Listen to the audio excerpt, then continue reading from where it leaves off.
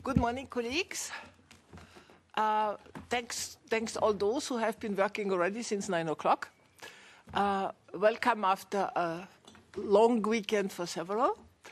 I also hope that our delegation has had some kind of weekend besides preparing the answers. And without any further ado, I immediately give the floor to you to organize the answers. Thank you.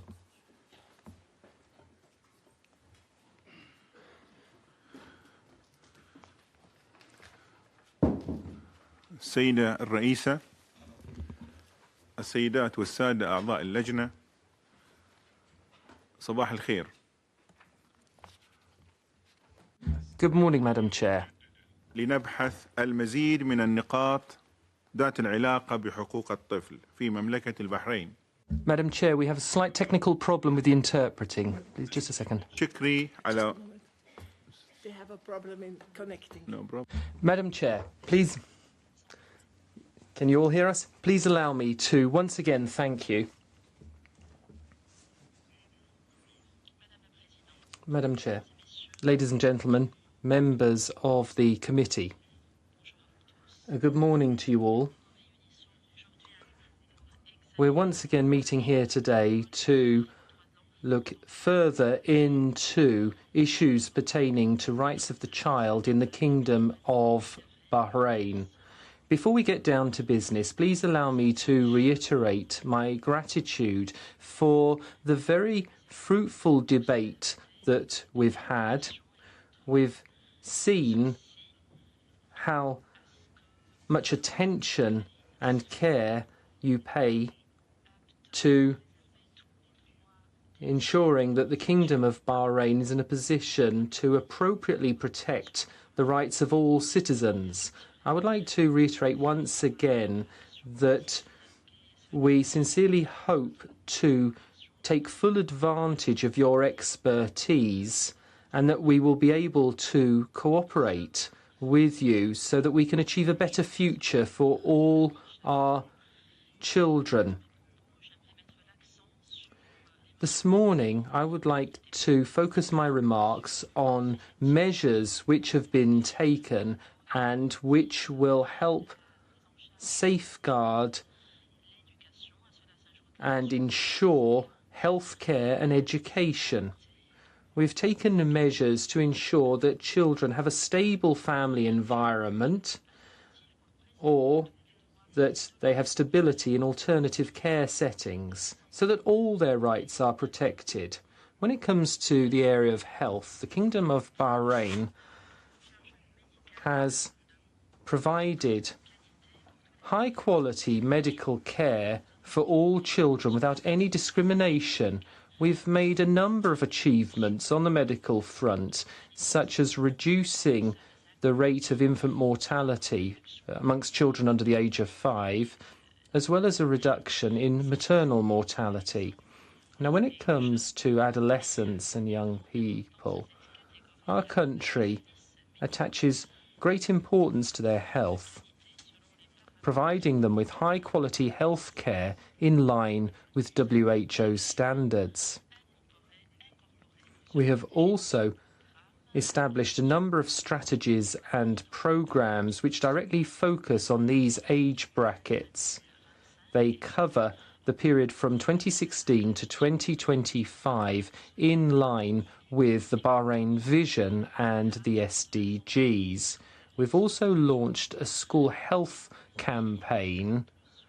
This campaign encompasses a number of prevention measures. It involves nurses visiting schools. We've also set up a number of specialized clinics for the purposes of providing diagnosis and also psychological diagnosis and care and ensuring that students get appropriate support. We've also established a program for reproductive health and the Cabana program, which raises young children's awareness of physical changes during adolescence. This programme also provides diagnoses for children at the latest by the start of secondary school. The aim is for early screening. We've also launched a programme raising awareness about the dangers of narcotic drugs. Furthermore, we've established a programme to fight obesity, on healthy diets, physical activity.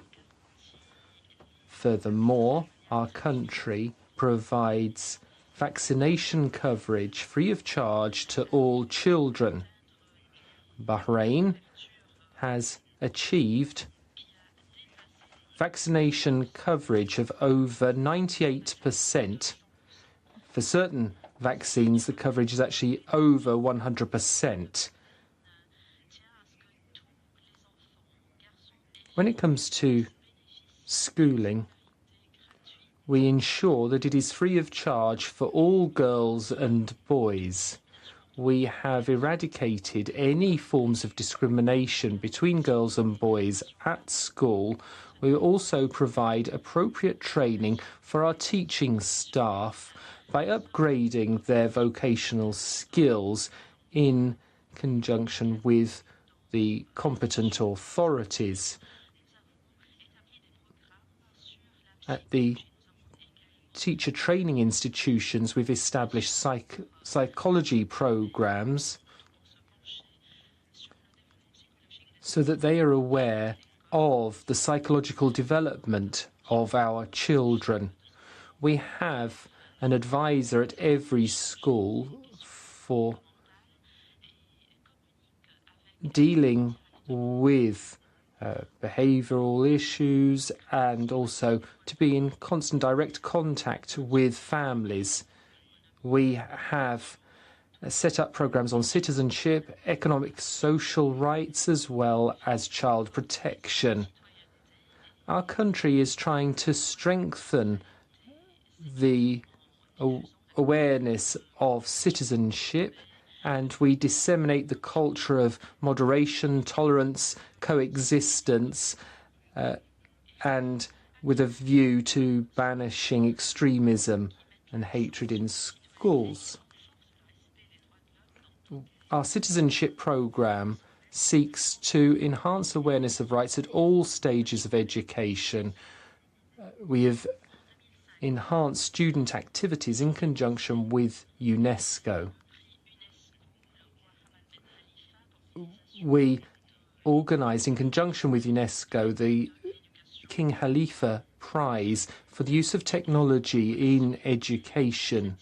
We'd like to highlight the King Hamed's initiative concerning schools of the future. This was launched in 2004 and we extended the programme in 2014.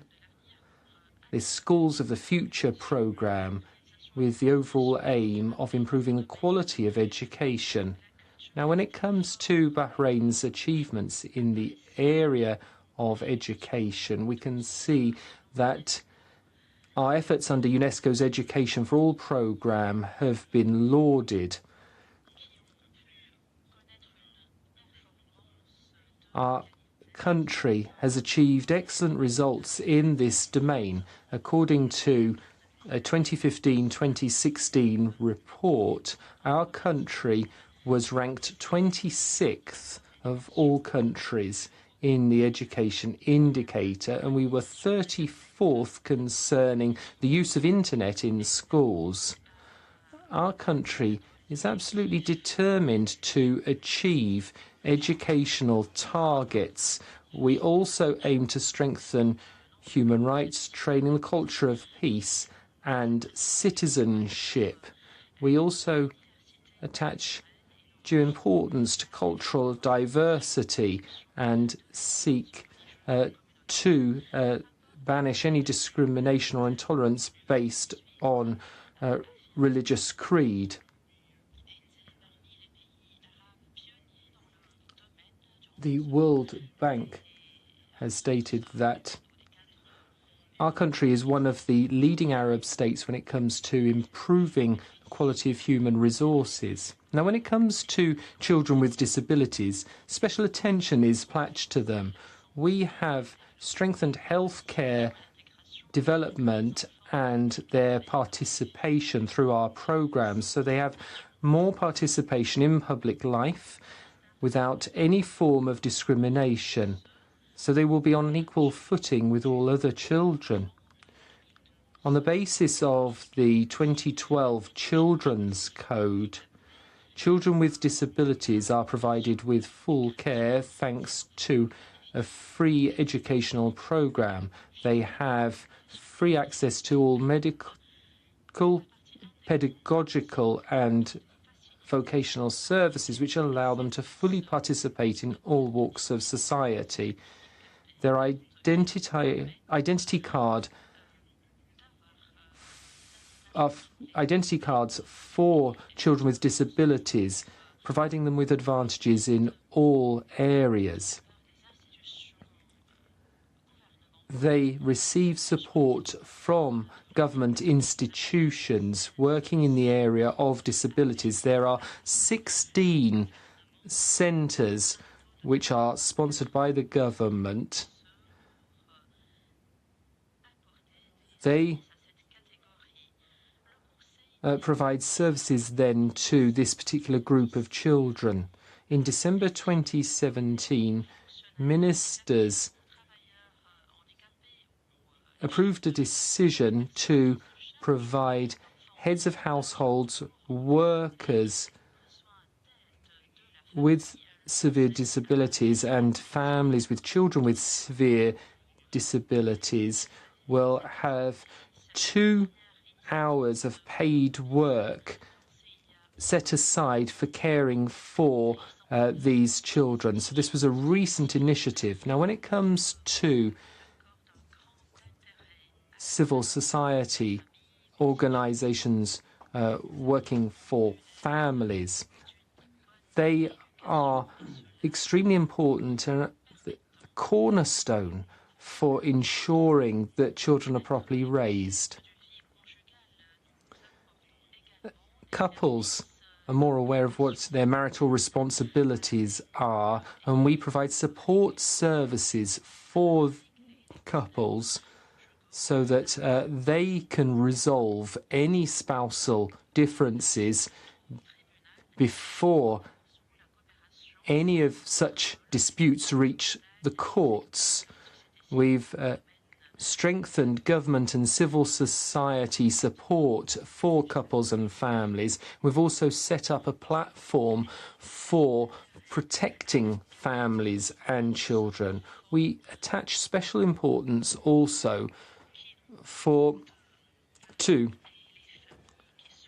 orphans and children of dysfunctional families. They are provided with social and educational support. This is achieved through an institution which was established in 1984. That institution is called the Centre for Caring for Children. It was reinvigorated in 2010 through a partnership between the public and private stakeholders. Civil society organisations have undertaken important initiatives in a range of areas. Their voluntary work supports public sector initiatives. To give you an example, specialised civil society organisations can provide a response to those children suffering from cancer. For example, we have around 174 children suffering from cancer. Our institutions provide for all their needs, and we amended Act 4 of 2016 concerning public services with a view to giving leave to family members supporting cancer patients. We try to ensure that the best interests of the patient are taken into consideration so that patients can overcome their illness. This brings me to the end of remarks. We have higher ambitions even, as we hope to achieve the highest possible standards in the area of child protection. We hope that we will be able to further develop child protection measures in line with the values, principles and aims set out in the Convention on the Rights of the Child. I'd like to thank you very much for your kind attention. We stand ready to provide you with additional information as we did during the first session. Thank you very much, Madam Chairman. Thank you very much. Please give the floor to the next person involved. It's you to decide who is going to be the next one. How much time we have? We have until, let's say, 12:30, because I have then to give follow-up questions. Maybe there's already one on two. Mr. Cardona? This is a follow-up question now for the health issues. Sí, gracias, Presidenta. Yes, thank you, Madam Chair. As this is the first time I've taken the floor during this review, I would like to bid a very cordial welcome to the members of the delegation.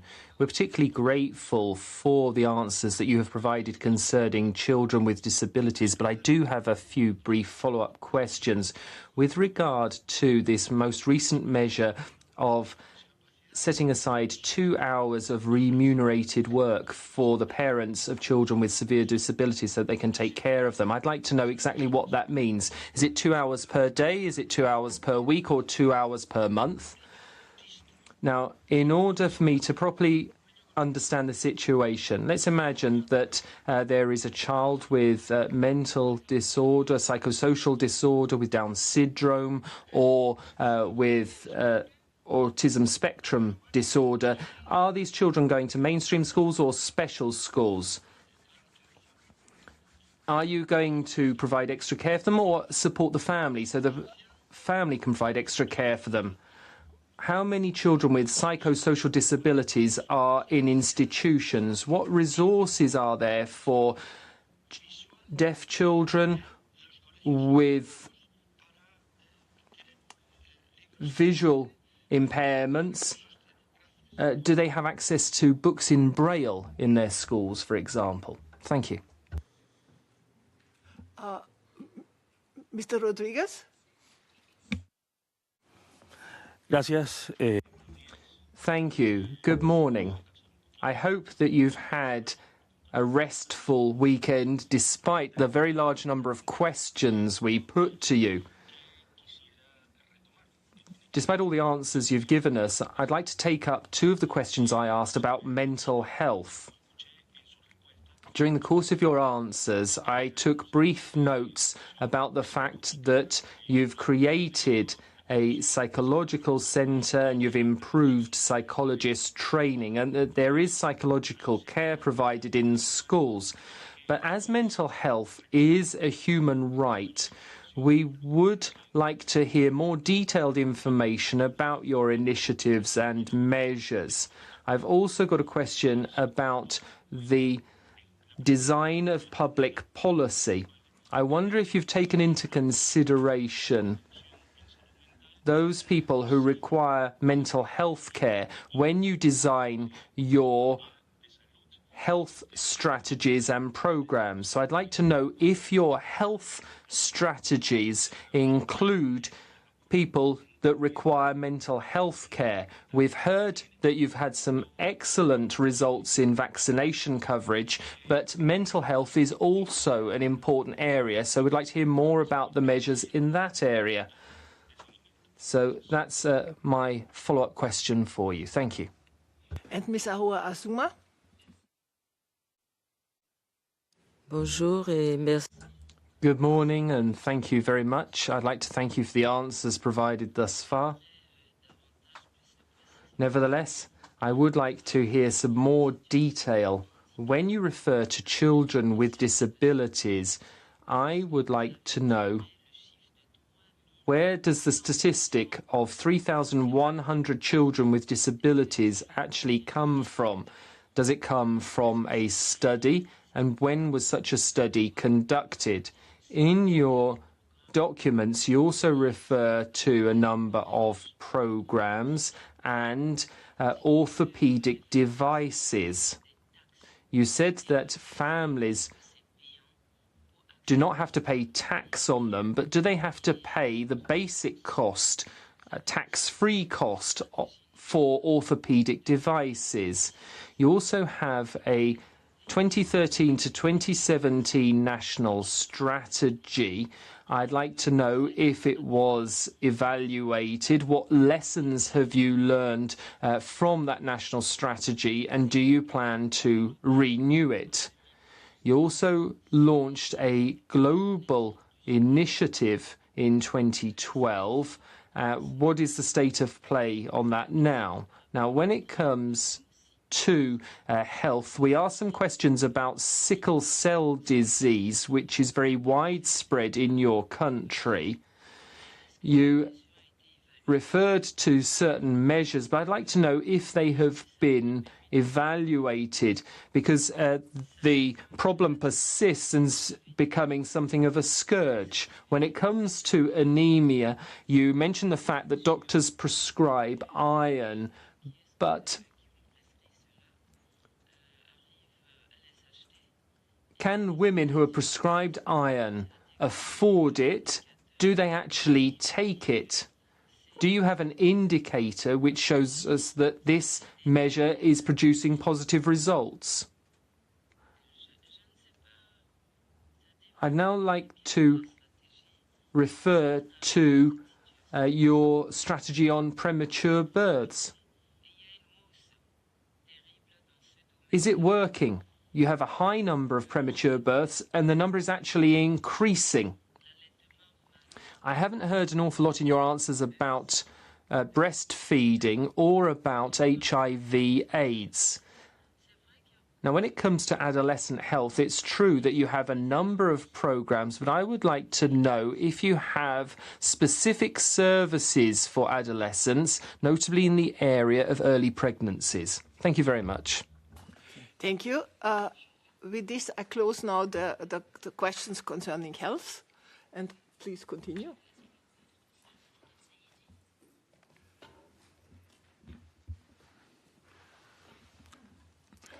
شكرا معالي الرئيسة. Thank you, Madam Chair.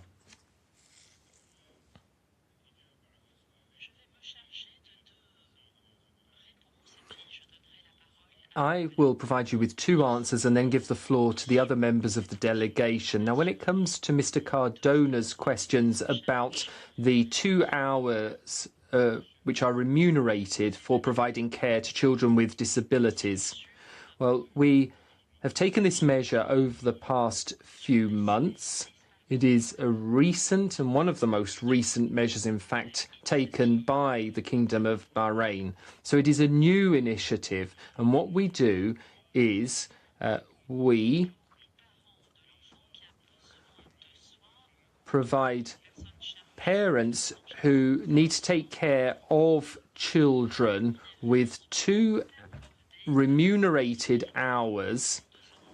This is an agreement with the employer, so they're given 2 hours off. I don't know if that is a measure which is also being rolled out in other countries, but we have learned from the experience of others and decided to establish this measure. A medical committee examines the case of a child under the age of 18 or sometimes beyond the age of 18. So the parent can be given 2 remunerated hours to take care of that child at home. I hope that that response has been clear. الصحة الذهنية كان السؤال هل هي أسبوعيا؟ I think you were asking whether it was 2 hours per day or per month. Let me make it quite clear. It's 2 hours per day. So it's 2 hours of remunerated care work. Now,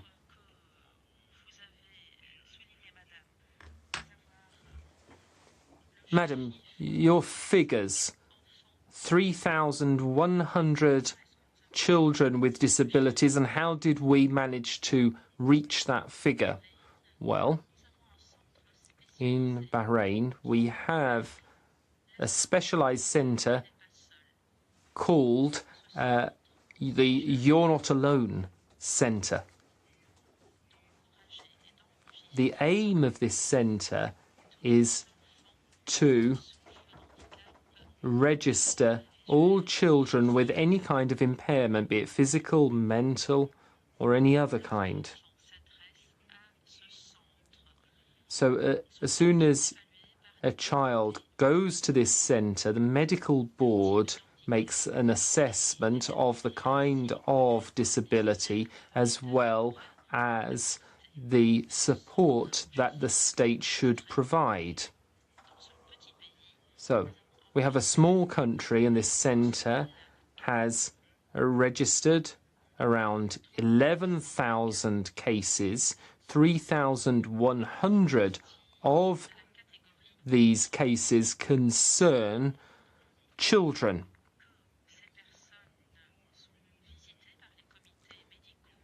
Once the medical board has conducted its assessment, the people in question will be provided with a special identity card, providing with advantages in education, clothing, health, and also in shops. I can give you an example.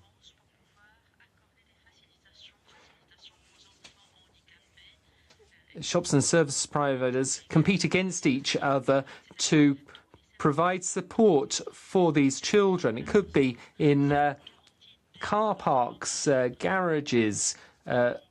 Everything is done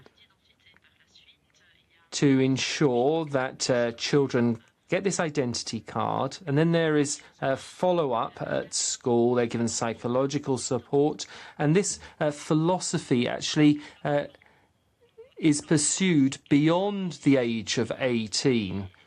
Try to ensure that skills are developed so that when children reach the age of 18, if they want to enroll in university, they can, or they will have access to a job which suits their profile. So are able to do in accordance with their skills and competencies. Now, when it comes to the services provided, assistive devices are available. So any child who needs an assistive device can have access to it. We recently launched a campaign in Bahrain called Support 1 and Support 2. A number of private sector companies wanted to take part in this campaign. We encouraged all employers and all major companies and civil society organizations to take part. So I can tell you that there was one institution which provided 300 wheelchairs. And we called on all children with disabilities to check to see if their wheelchair had a wheelchair of international standards. And any of those who felt that their wheelchair was shortcoming could ask for a new one, or they could ask for any other new assistive device that they needed, notably hearing aids for deaf children. So this was a whole of society initiative which we undertook, and we organised ceremonies to thank those entities which offered these devices to children with disabilities, and we could see the joy of those children who had benefited from these devices. Please now allow me to give the floor to another member of my delegation.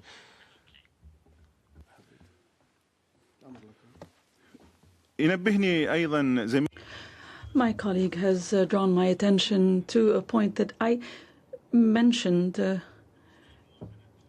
regarding the budget provided for centers that offer assistance. As I said in my statement, we have 16 specialized bodies that provide healthcare as well as psychological and behavioral assistance to persons with disability. These centers are supported at the level of 85% by the state through the general budget and the operational budget. In addition, there are new private institutes that are opening up and trying to attract people providing services. We are studying the issue right now. Even these private institutes will get support for children. We believe that it is the right of children with disabilities to get the same kind of support, whether they choose to go to a private or a public institute. So we believe that this is a right that should be provided equally to all children with disabilities. Children with disabilities in our country and in your countries must be the object of constant attention. And I don't exaggerate when I say that they deserve our full support and solidarity. Now, the national strategy will continue until 2023. It will continue to be implemented. And I would like to give the floor perhaps to my colleague. Shaikha Aysha, in charge of training and vocational training, will talk about health matters. Good morning to you all. My name is Aysha Al-KHALIFA. I'm in charge of social welfare and training in the Ministry of Labor and Social Development. I will follow up the replies given by His Excellency the Minister. There were 3 questions, and I tried to answer them in the first session. The general measures of implementation and the National Childhood Strategy, the National Childhood Committee, and the budget allocations for children.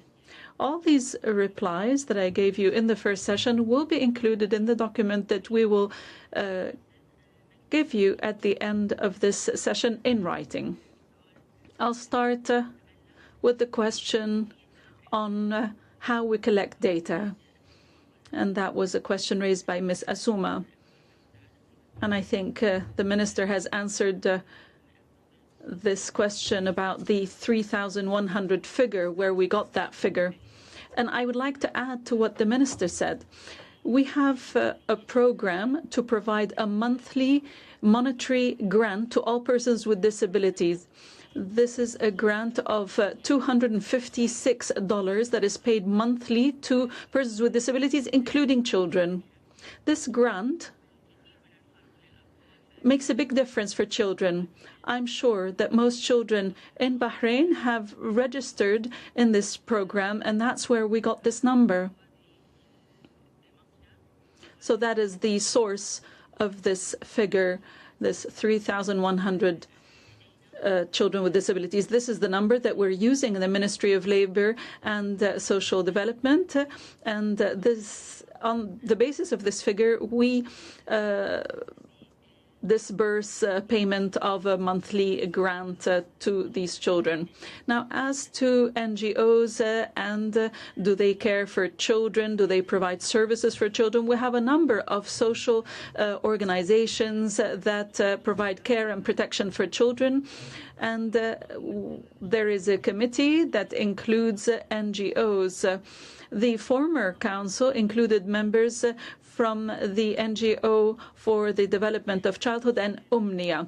After the recomposition of the council in 2018, members of the committee of Ghad, Mushriq and Ahlam were also included. This shows that we are determined to ensure the participation of NGOs that are specialized in children. There are also representatives from government bodies such as the Ministry of Interior, the Ministry of Justice, the Ministry of Education, the Supreme Council for Women, the Minister of Labour and Social Development, the Ministry of Media, and the Ministry of Health. There are also NGOs that are interested in children's affairs, as they are represented in the Council for the Protection of Children. They are also represented in the National Childhood Committee.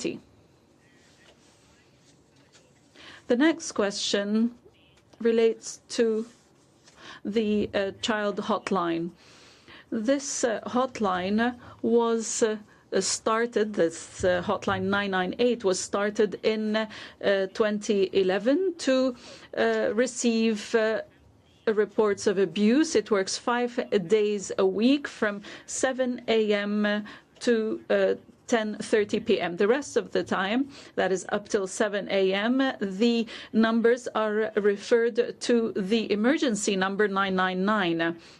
There is an immediate treatment of emergency cases, and non-emergency cases are referred to the 998 hotline when their work hours start. In addition, the Kingdom of Bahrain is a member of the Child Helpline International, and there has been cooperation with the national telecom company to secure this free line that can be called from any phone, including a public phone. This number 998 was disseminated information about it through a TV campaign and through posters. There have also been lectures to raise awareness about the possibility to use this hotline in schools and in other events. As to persons who work on this line, they are specialists who are qualified and trained in social work and in psychology. There was a question about family guidance centers or family counseling centers and whether they are different from the child protection centers. Yes, they are different centers, the family counseling centers and the child protection centers, which is set up in 2007.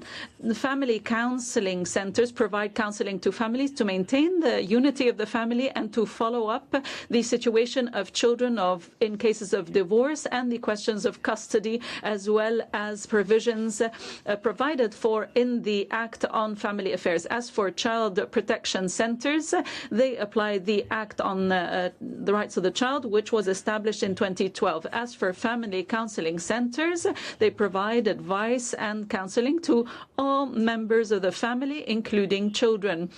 Many of these centers are private and not governmental, so some are run by NGOs and others are from the private sector. They are all licensed by the Ministry of Labour and Social Development according to specific conditions and criteria, including that the specialists who work with the families and children must be trained in psychological counselling or social work and must be trained to deal with such cases. The Ministry of Labour and Social Development also provided protection for abandoned children by establishing a number of centres for their welfare, including after finishing their studies and to support them in once they start work.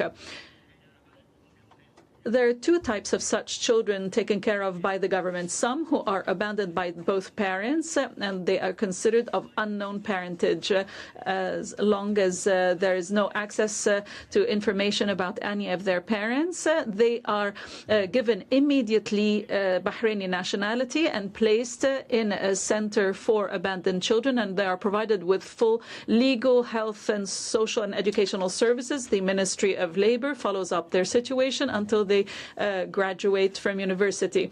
This is provided for in Act number 37 on children in Articles 24 and 26. There's also an alternative care system to provide social and health care for children who could not stay with their natural family. This type of care is provided for in the Act on Children in Article 25.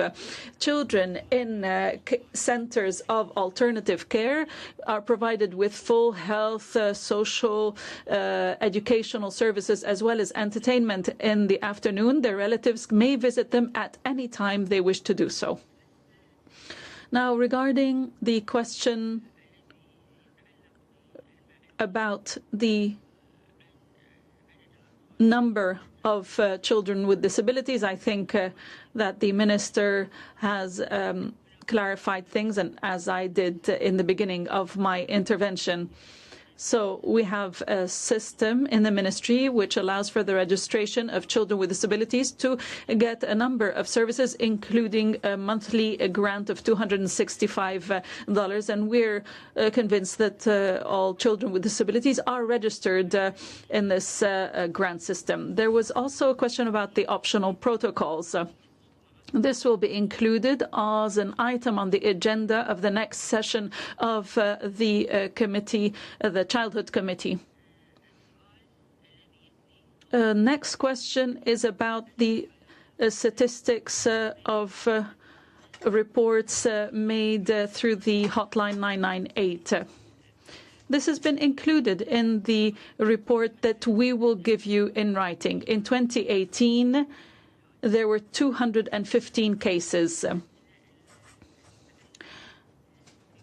That's what I had about the questions raised regarding the Ministry of Labour and Social Development. And I will now continue to take up questions relating to the Ministry of Health. And I will speak in English. Maybe for the moment. أفضل ألا نخلط بين شؤون الأسرة والصحة فنحتاج لاستراحة. هل يمكن أن أعطي الكلمة للسيدة كيرستن باك لمتابعة الأسئلة حول الأسرة ثم نعلق الجلسة لاستراحة ونعيد بعد Grateful for all the lists that you are, and all the information that you are giving us in writing. But this is a dialogue. That means we can accept in the dialogue only written comments concerning statistics. Everything else we have to discuss because this is a dialogue. Yeah? Okay. Ms. Sandberg, please. Thank you, Madam Chair, and good morning to everybody. Thank you for the answers on family and on protection for abandoned children. To the family issues, we hear that the personal status law, which applies only to Sunni Muslims, women lose custody of their daughters above the age of 7 years and sons above the age of 9 years. We wonder if you could consider to change the law to ensure that mothers and fathers equally share the legal responsibility for their children in accordance with Article 18, and particularly that all custody decisions are based on the best interests of the child. that children will not be removed from the custody of their mothers after a certain age, and that children have the opportunity to express their opinions. So this is about custody decisions. We also wonder about the equal rights of girls in the family, particularly to inheritance, if you could explain a bit about that. Then my last question is, you talked about the protection for abandoned children, and you said if they were abandoned by both parents, they would immediately be placed in a center with all services. And I got the impression this happens when they are babies. They are placed in a center. Is that a kind of institution? And do they stay in this institution all the way until 18? They are not placed with foster parents? Do you have a properly functioning foster parent system? And I also wondered about the alternative care for children who can't stay with their parents. I asked yesterday, what is the decision-making process for deciding that a child will not stay with its parents? And what happens if the parents don't agree? And are the children heard in this process? Thank you. Thank you very much. I leave you now with a break for preparing the answers, for the last questions especially. We will have a small break of 15 minutes only, and we'll meet at 11 o'clock here once again. Thank you. Thank you very much.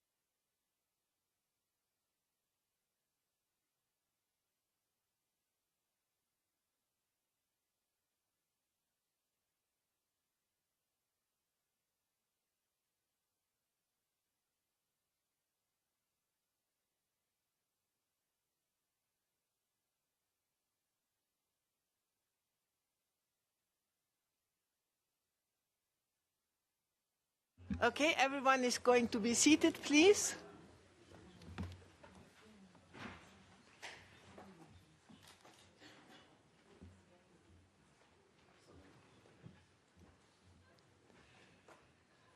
And please, can I remind my colleagues, we have a lot of questions to be answered. So I'm going to be very, very restrictive with further questions, because first of all, we have to give the chance to the delegation to answer our questions. The floor is yours.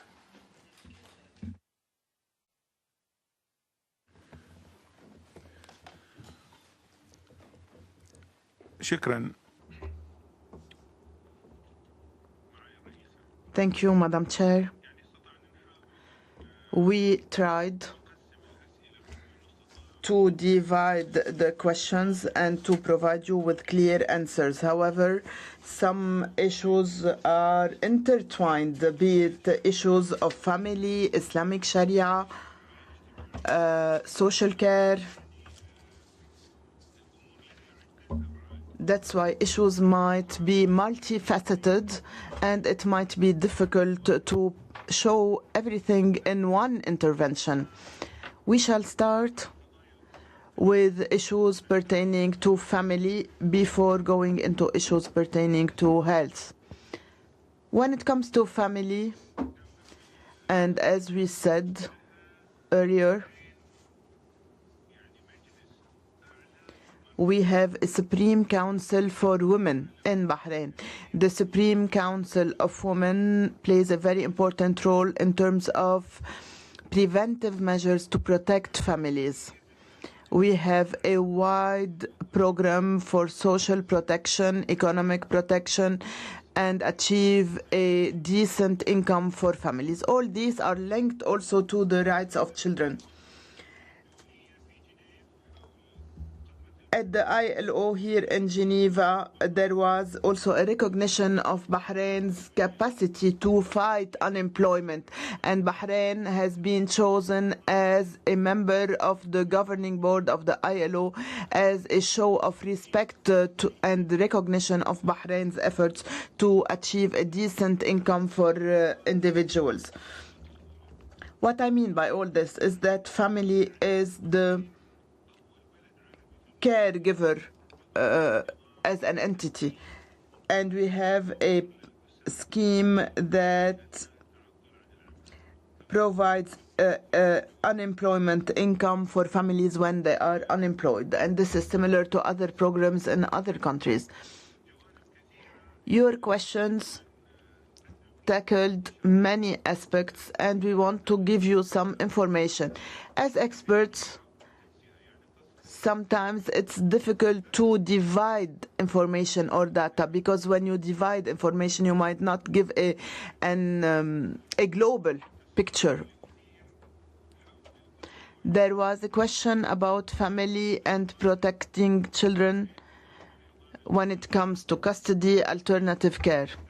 And then we will give you an overview about the preventive role of the Supreme Council for Women. I'll give the floor first to Dr. Mohamed, then to Mrs. Rula, before tackling issues pertaining to health. Thank you. Thank you, Your Excellency. I'm Dr. Mohamed MUQBEL, Vice President of Legislation and IFTA. The question pertaining to inheritance and custody. Allow me to say that we have, pursuant to a royal decree, established a committee, an ad hoc committee of experts specialized in Islamic Sharia and law and legislation, and half of the members of the committee are judges from Islamic courts. And this committee is guided by Islamic Sharia as per our constitution, because the Islamic Sharia in our constitution is the main source of legislation. This committee led to adopting the so-called Unified Family Law. It is a unified law or act because it did not differentiate between any denomination, being the Sunni or the Shiite.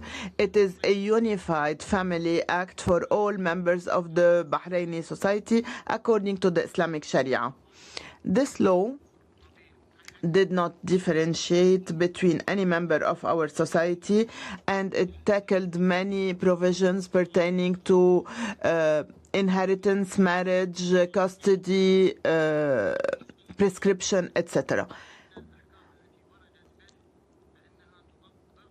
Regarding inheritance, we implement provisions of the Islamic Sharia for all stakeholders, and we do not differentiate between men and women. However, if there is a preference, it's only regarding the payments that men or husbands should pay. Regarding custody, custody is for the parents as long as they are alive, and if one of them is deceased, it should be given to those who come in the second order. And according to the Family Act, the custody is until the age of 15 for boys and for the age of 17 for girls. And if they are not married, they can also choose. Regarding the information you had regarding custody at the age of 7, this is not correct. We abide by the Family Act according to the two ages I have mentioned, 15 and 17 for boys and girls respectively. The Minister, if you allow me, Dr. Mohamed, there was a question about the legality of alternative care. Bahrain provides for alternative care for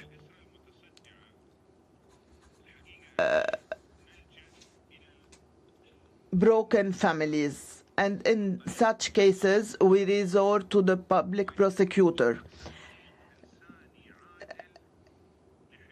A thorough investigation is undertaken in order to protect the child. If the prosecutor reaches a conclusion that the family is not able to fulfill its duty to serve the interest of the child, then in this case the child is placed at the so-called Batelco Alternative Care Center, and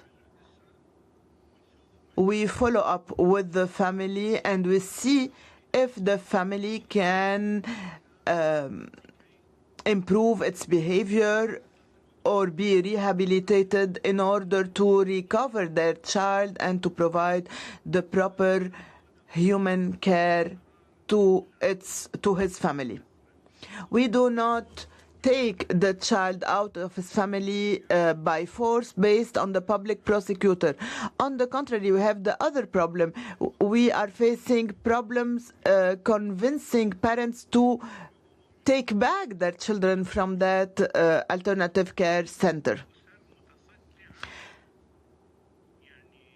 Like in every society, we have broken families. For instance, we have a case of 3 sisters.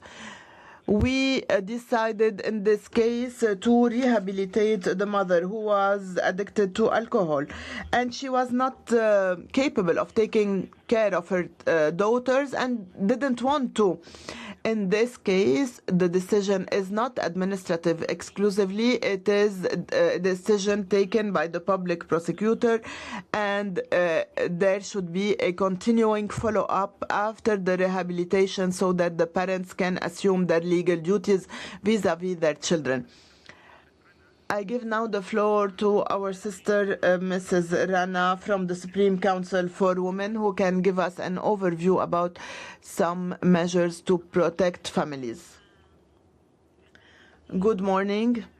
I wanted to follow up on what I mentioned in the previous session regarding the role of the Supreme Council for Women, especially when it comes to family unity, cohesion, and solidarity.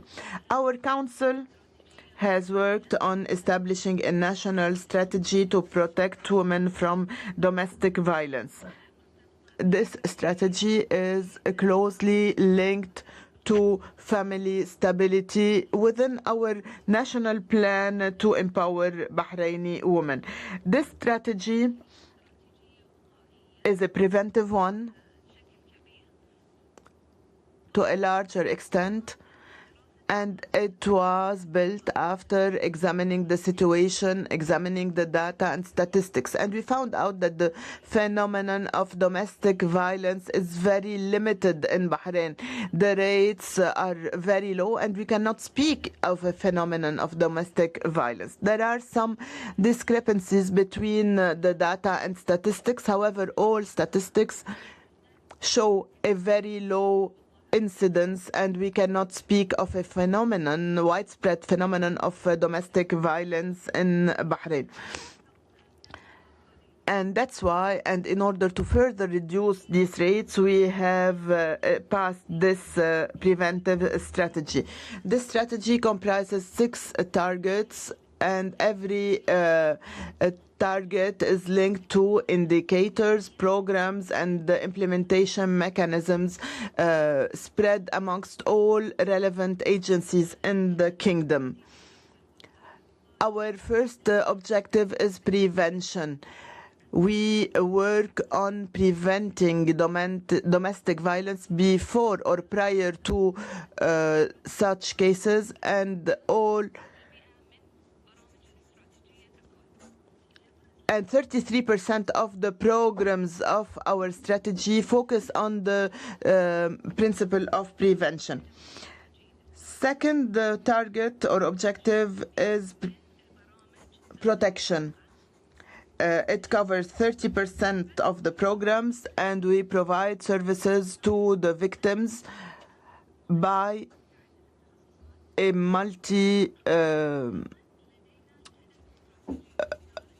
sectoral team.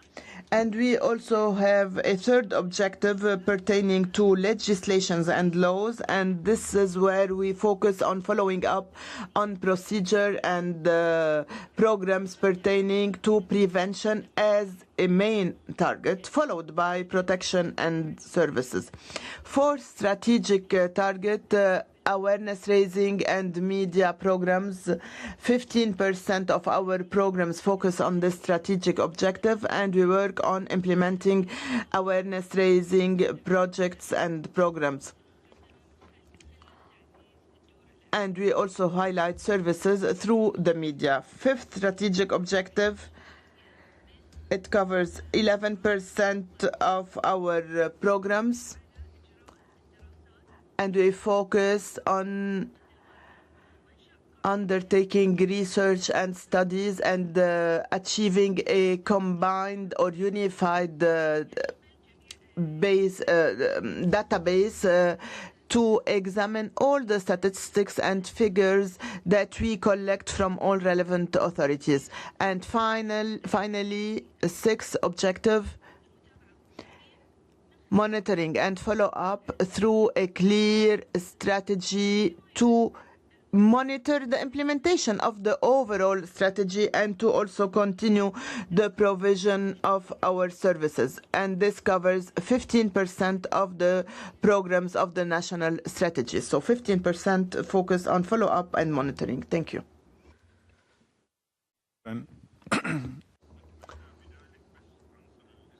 We would have covered the questions pertaining to family and prevention. Now we shall tackle issues pertaining to health.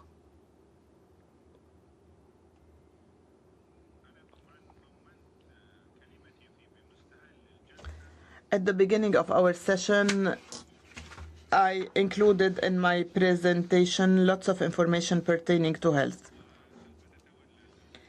And our colleague, Mrs. Aysha AL-KHALIFA, will provide some answers in English as prepared and drafted by relevant authorities in Bahrain. The floor is yours.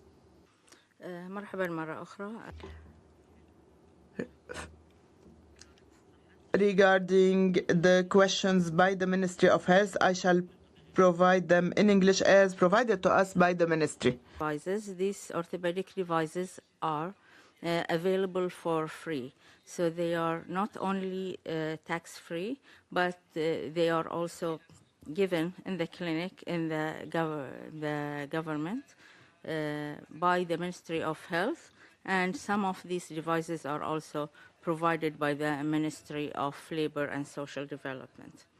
Healthcare is provided for free, but has the budget been increased? Yes, the budget has always been increased from 7.7 in 2014, for example. It went up to 8% in 2015. Now, the work about avoidable causes for premature. The work done by the Ministry of Health was mentioned in details in paragraph 52 and 53 of the periodic report. And in addition to that, it took a lot of measures to improve the antenatal care in the primary health care by the following steps. Referring to the pregnant mothers with chronic diseases, risk factors, and sickle cell disease pregnant mother from primary health care to be followed by a specialized team in Salmaniya Medical Hospital. That's the secondary care hospital. A specialized medical team was formed to take care of those pregnant mothers. Third, a specialized clinic for sickle cell disease pregnant mothers was established in 2010 in Salmaniya Medical Complex. A guideline for maternal health and care is provided in primary health care for doctors and midwives based on the most recent evidence-based guidelines. Fifth, training doctors in the family physician program on maternal health and care.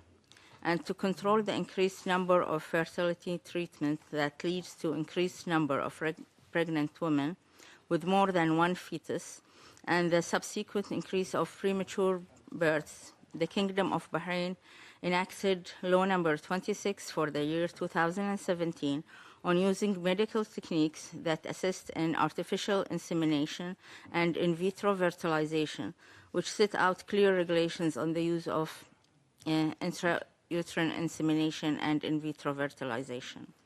All these measures resulted in a reduction in infant mortality rate by 1,000 live births to 7.4 in 2015 compared to 10.4 in 2014.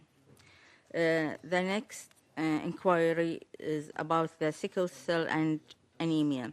The rates are high. Is it epidemic? What are the measures currently being taken?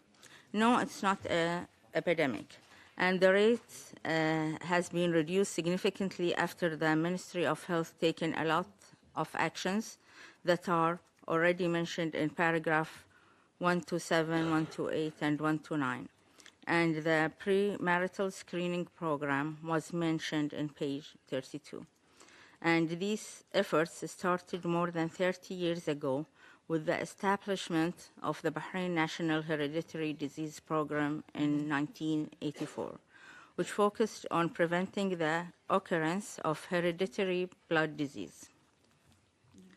In 1991, the Bahrain National Hereditary Anemia Society was formed with the objective of raising awareness about genetic blood disorders and the methods of prevention among the Bahraini population, and also reducing the incidence of these conditions.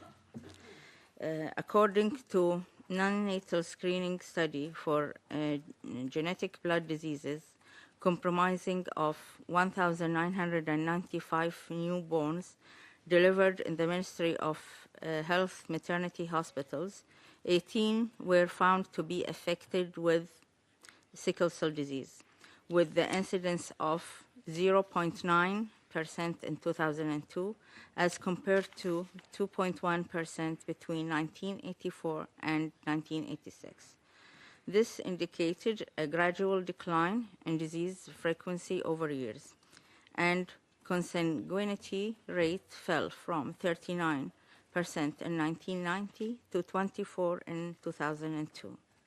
In a recent unpublished study in 2018, the incidence of sickle cell disease among newborns in the Kingdom of Bahrain has been reduced to 0.2%, which indicates more than 90% decline in the birth prevalence rate. Now, about the breastfeeding.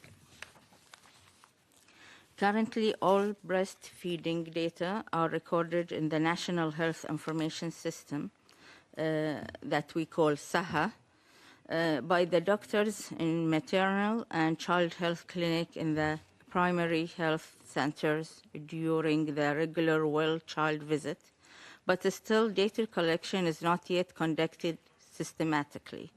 The nutrition department is working in cooperation with the Health Information Directorate to identify indicators and improve data collection. The next question about adopting all provisions on marketing breast milk substitutes. I think you are going to review the current provision, elaborate. That was the question.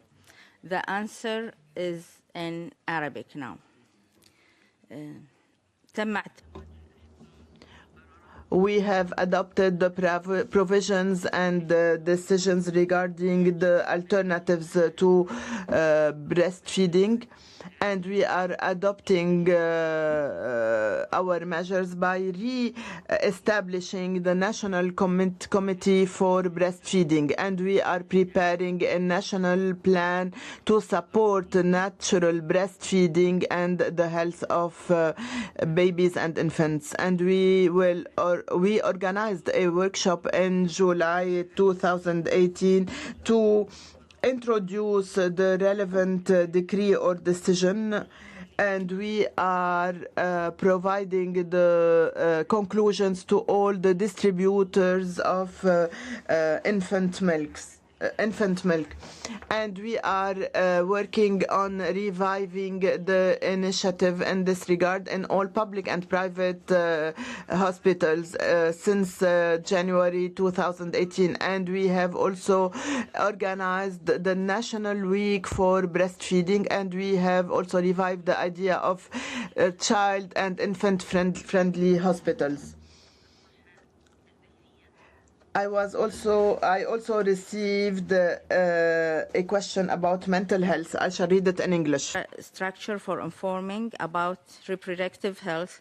There is an initiative since 3 years guided by the Adolescent and Youth Health Group in the School Health section, which is part of the Public Health Directorate to establish programs for promotion of adolescent health, including reproductive health issues, and these programs were mentioned in the periodic report.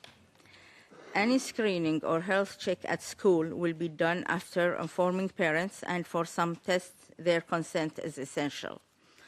Adolescent mental health was expanded to primary health care in order to encourage better coverage and overcome the stigma of attending psychiatric hospital, and helps in early detection of mental problems through mental health clinics and primary health care, in addition to the child and adolescent unit and clinic and psychiatry hospital. And there is a clear mechanism of referral from schools to school health department in public health. Continuous educational and awareness campaigns at schools by school health and the health promotion departments about puberty and body changes with reproductive health. There is a clear guidelines for admission of children and adolescents with mental health problems to the hospital. And this should complete all the inquiries about the health issues. 1 minute. Mr. Rodriguez, this is for you. Khalifa? No, well, far less than a minute. I'll be brief. What I heard, I might have heard wrongly, that we're talking about mental health, but connecting it to reproductive health. I don't know whether I'm hearing that correctly, but I'd appreciate a clarification on that distinction. Thank you.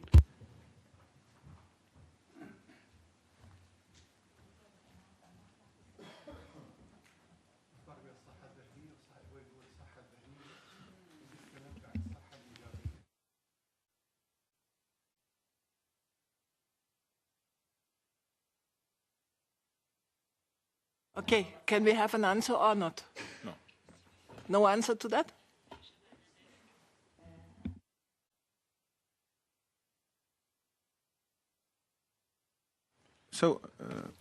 سوف نرفق الإجابة لاحقا ضمن المعلومات.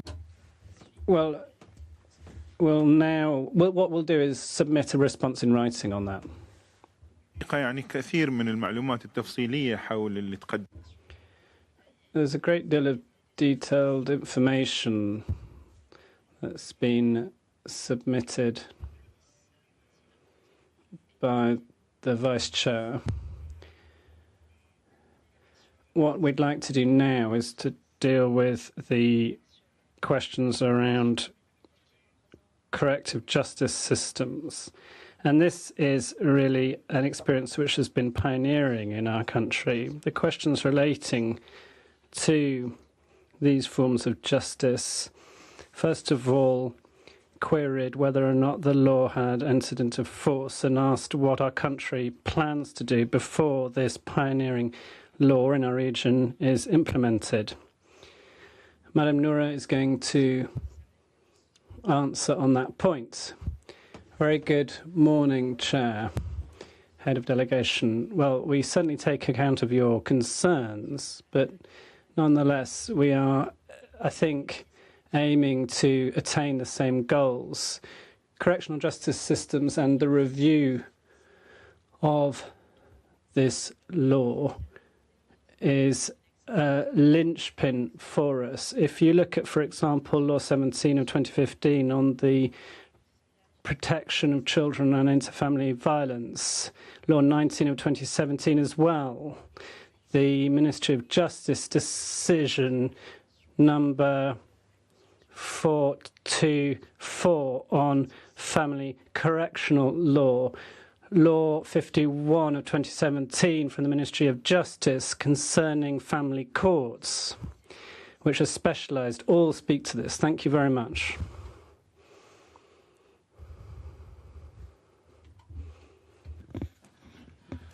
يعني خلاصة To conclude,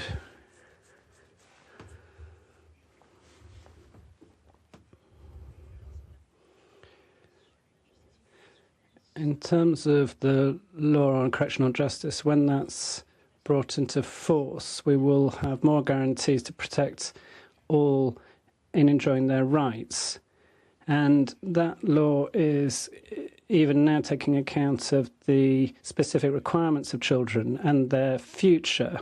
It includes a range of measures as cited by Madam Noora just now. Family courts, an independent court which was inaugurated last year, is a cornerstone of this policy. This is a court which is not under the aegis of the police, and all issues relating to family law will be submitted henceforth to an independent court which benefits from all of the parameters that should be accorded to it, all of the independence that should be accorded to it. And what you will see moving forwards is that all of these matters are dealt with holistically and in a comprehensive, specialised manner. All laws promulgated in our country, including laws dealing with intra-family violence, laws concerning minors, and the bringing into force of a great range of parameters, guarantee first and foremost the protection of children and their rights in the Kingdom of Bahrain. Our country has been praised for its law on trafficking on persons, and as I said in Friday afternoon's session, we have been recognised as among leading countries in terms of our approach to combating trafficking in human beings, and that's all forms of trafficking, whether that relates to trafficking in women or trafficking in children. Our country is dedicating itself as well to inaugurating a support centre to work with countries from the region in order to be able to detect any laws that are being broken. The Gulf states, working in collaboration with the Kingdom of Bahrain, obviously are benefiting from UN cooperation in building this office, which is a specialised centre which is going to work to provide an early warning system and pick up on any behaviours or activities which might be undermining the rights of children. We are determined to bring into force the law on correctional justice. But the laws that we have in force at the moment, as my colleague says, already represent guarantees for children, but we have higher aspirations. I'd now like to move on to issues relating to the Ministry of the Interior, such as and those issues dealing with traffic and road traffic accidents and so forth. And I invite my colleague to provide the necessary answers. In the name of God, the Merciful, the Compassionate, good morning, everybody. Good morning, Chair, ladies and gentlemen. Turning to the issues around the increased mortality rate arising from road traffic accidents, and in particular measures taken to raise societal awareness regarding the importance of not using mobile telephones during driving. Law 23 of 2014 has been promulgated, first of all, concerning traffic circulation. We also have sentencing penalties against those people who break the laws which are in place in order to conserve the lives of all road users and prevent road traffic accidents. We have made penalties against the use of mobile phones much more stringent, and the public administration responsible for this has developed new frameworks taking account of the new technologies which exist. We've also had an awareness-raising campaign and implemented an exhaustive strategy in order to ensure road safety is guaranteed on roads. We have a number of initiatives to combat accidents. We've disseminated a safe road usage culture through these initiatives and awareness-raising campaigns, all of which have as their main aim reducing the number of RTAs. We have an intelligence system working through a network of cameras, which is an important support for this. And we've given our public administration services enough powers to be able to properly monitor the traffic situation. We are now in a position to punish incorrect behaviour, and we have cameras covering the whole of our road network, and this has allowed us to significantly reduce the mortality rate by 40% in comparison with previous years.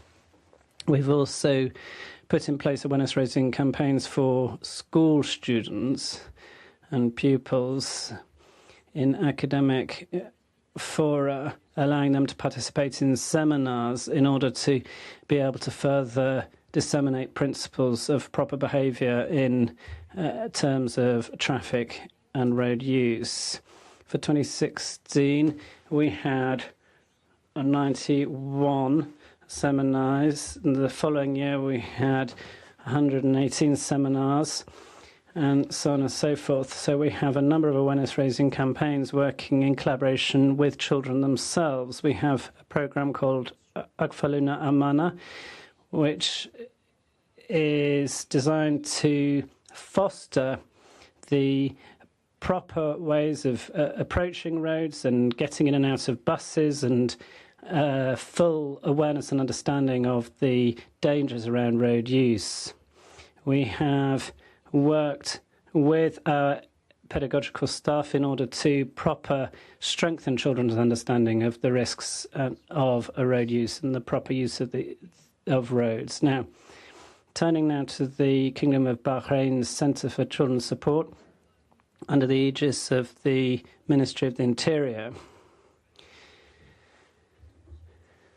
we have a number of programs which have led to the establishment of this Centre for Children's Support, and this aims to strengthen family connections and the relationships between families and children.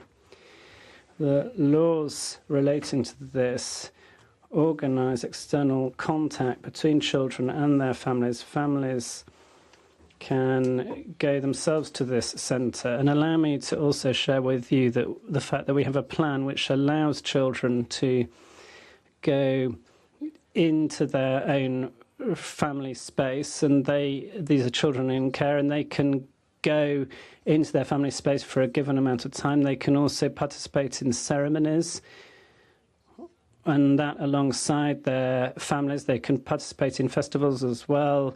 And we have free services provided by this centre: medical, psychosocial services, leisure services, and cultural and educational services being provided by this centre, as well as a whole range of leisure programmes, and both inside and outside of the centre, in cooperation with ministries, clubs, civil society organisations, and others. We are cooperating with all of our partners in order to ensure that we have these activities and scientific and cultural visits for young people accompanied by their children that are being organised. We have a number of programmes and sporting activities, and these all take account of the requirement to allow children to participate fully in sporting activities. We participate as well with the Public Association for Young People in Sport through a number of programmes we're organising in collaboration with sports clubs in terms of football and basketball. We have also organised activities in swimming pools, and ensured a wide range of activities are available to children. In terms of leisure programmes, we have free weekly activities being organised for children and their families. That includes visits to tourist centres, leisure centres, and those children can thereby participate in a range of different opportunities, cultural and artistic competitions, both local and international. They can go to the cinema and theatres, and this all happens under the aegis of the programmes aimed at ensuring that children are fully fledged participants in external society. Now, I'd like to turn to questions relating to the use of drugs and combating drugs use. The Ministry, working in collaboration with public associations and governments, has launched a number of projects in order to ensure that young people can enjoy all of the necessary expertise, particularly with regards to protecting vulnerable groups and avoiding any negative behaviour patterns. By way of example, we have awareness-raising IT awareness-raising campaigns, which has been launched by the authorities in order to strengthen a resistance to unhelpful behavioural patterns in terms of drugs use. We have we use the internet and technology in order to get the message out to all categories of society. We have seminars and publicity materials. We also have exhibitions all the way across our country, and we work through social and sports clubs as well in order to disseminate that information. The number of students benefiting from these programs stands at 3,938 at the moment through all of the different clubs across the country. We have also launched a specific program in order to combat drugs use and violence in schools, and this program was inaugurated in 2011. It's one of the key mechanisms that we use in order to deal with the use of narcotics. We also work with all of the latest internationally available technology in order to combat drugs use, and we are implementing our programs hand in hand with our security apparatus. We obviously have recorded and incorporated the potential negative behaviour that could arise from drugs use in order to strengthen responsibility and awareness all the way down to grassroots level in order to protect children from use. And we're working with the American Society of Drugs Use, for example, hand in hand in order to combat violence. And we inaugurated a programme in Bahrain in order, in hand as well with our Arab and Islamic programs. This was inaugurated in 1983, working through the Inter-American Drugs Organization as well, and this particular body aims to strengthen our work with societal partners. It aims to emphasize and deal with the obstacles that are being faced by young people and strengthen the relationship with the formal legal system in order to guide them through society. The programme works hand in hand with children at all educational stages. There are 173 schools that have benefited specifically from this programme. Thank you.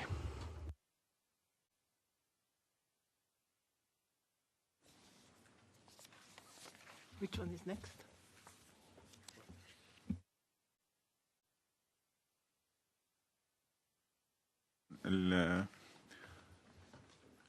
عندنا عنصر أساسي الآن هو موضوع التعليم. Now I'd like to turn to a key element, education and teaching. I'll start by dealing with the specific question that was raised. There is a centre to guarantee quality education. That was what the question was about. There is indeed such a centre for monitoring the delivery of quality education, and that body has oversight of educational quality in all schools and educational institutions, as well as in all the universities in the Kingdom of Bahrain. This body is responsible for providing oversight of academic performance and the personal development of students. It publishes an annual assessment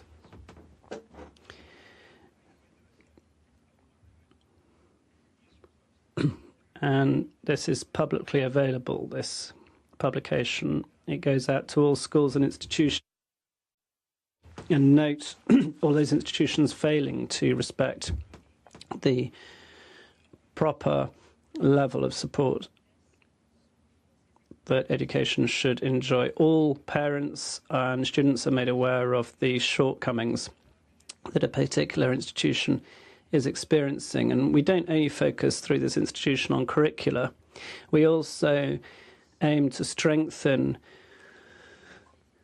the living standards of students themselves.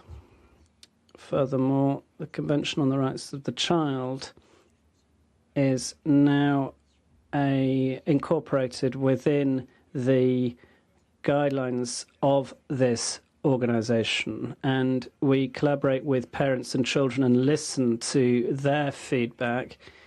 We work hand in hand with children and the people around them in order to identify cases of mistreatment or abuse or any other issues, and all of this is incorporated into our evaluation of schools and educational institutions. And obviously that's fully respecting confidentiality principles, because of course that information could contain sensitive information such as names, and the school administration system has at its disposal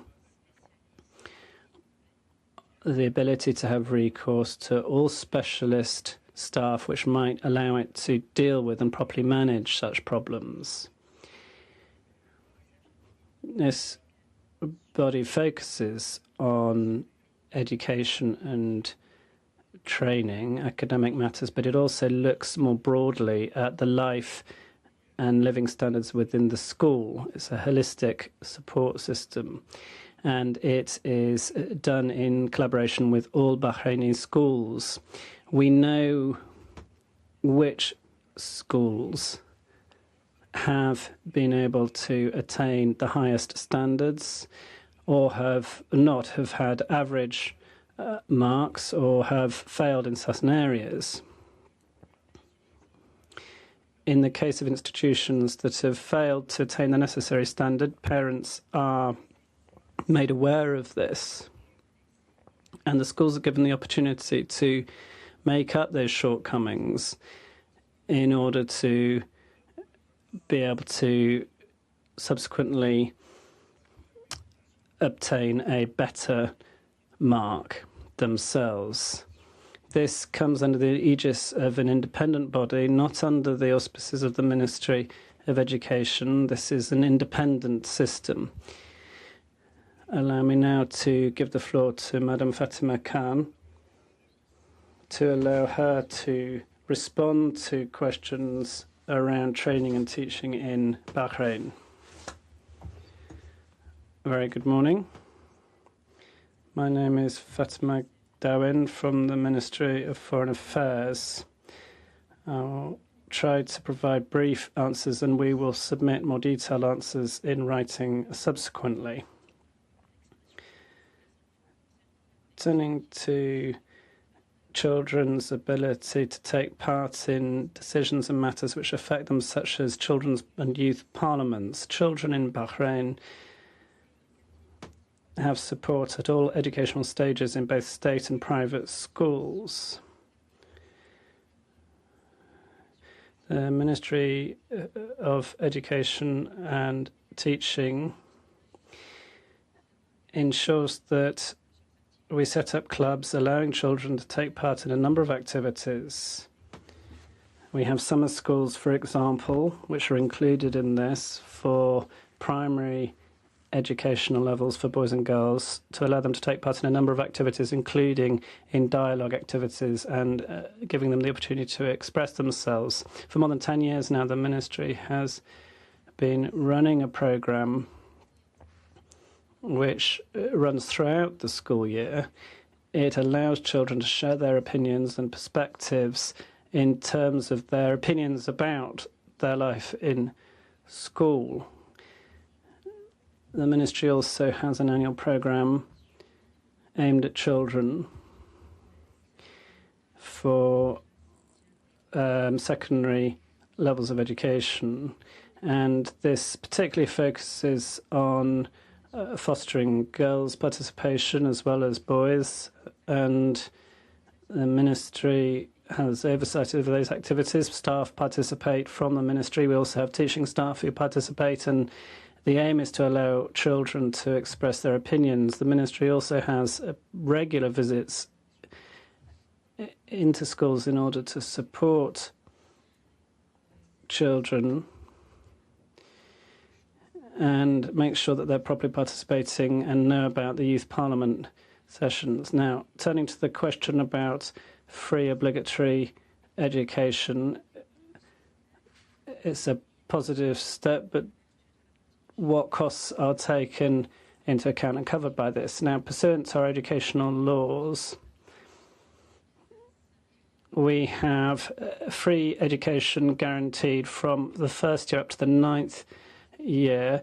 This is at primary and secondary levels. This isn't only free education, but also additional services which strengthen education for all individuals, such as free public transportation for pupils who might live a long way from their centre of education, more than 2 kilometres. And we also focus on special needs of individuals. We have materials that are paid for. The school books are free for children in private schools as well, and we have dispensaries close to schools also which are funded by that. We have pedagogical centres as well organised for gifted children which are free. Allow me to turn to children placed in centres. Can they benefit from mainstream education? Can they come back to public, ordinary mainstream schools? Yes, they can. The law of 2005 ensures and guarantees the right to education, and this covers all children, including children in conflict with the law who are placed in detention centres. They can continue their studies in those centres. They have access to books, school books, and they can participate in national exams. After their sentence has been completed, those children can return to their studies in mainstream schools in the context of ongoing education or parallel programs.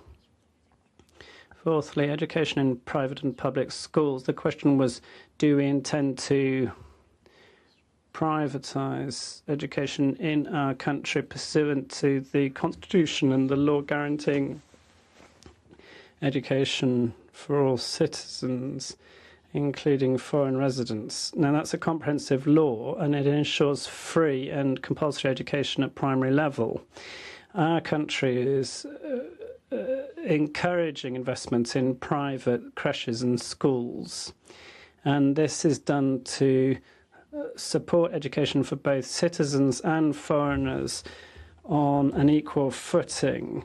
And this is particularly under the aegis of Law 25 of 1998. We have a tailored response working through all of the institutions working under the same government system. It's not true that children from wealthier backgrounds can benefit from certain types of education while others cannot. All children have access to all the same rights in terms of education. Turning to statistical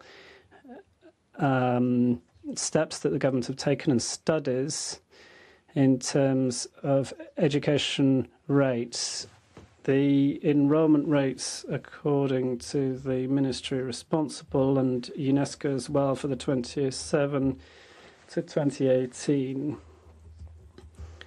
in terms of school dropout, does not exceed 0.4%.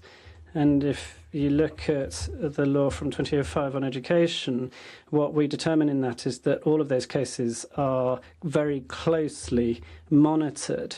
We've established a department to ensure compulsory free education, and that department is responsible for ensuring that any dropouts do return to school. We last year managed to get 86 children back into school following a dropout period of a certain amount of time. And in cases where we have a dropout period exceeding 10 days, the parents of the child are contacted, and we work in collaboration with them, but courts can hand down sentences in order to ensure that the child returns to schooling. The question was asked, does our ministry have a plan for preschool education and to ensure that that is compulsory and free? If you look at creches and kindergartens, we have established a department to ensure oversight, support and training for education in this area, and this is also pursuant to Decree 25 of 1998. This governs private institutions in this sphere because we're dealing with an area covered by private institutions, and the ministry is supporting that on an increasing basis. The seventh question related to education for boys and girls. Professional education is often targeted towards girls, and in the secondary level of education, this is developed in order to ensure that the needs of boys and girls are taken into account. languages, human sciences, maths, natural sciences, and commercial and economic sciences are all properly developed in order to ensure that both boys and girls can follow 3 years of curriculum that is standardized, and then it is up to them subsequently to choose their career and their line of study. We have a ministry that the ministry has ensured. In the last 5 years, we've والبنات الذي فتح الباب لأول مرة أمام التعليم الفني للطالبات وجرى التوسع في المشروع.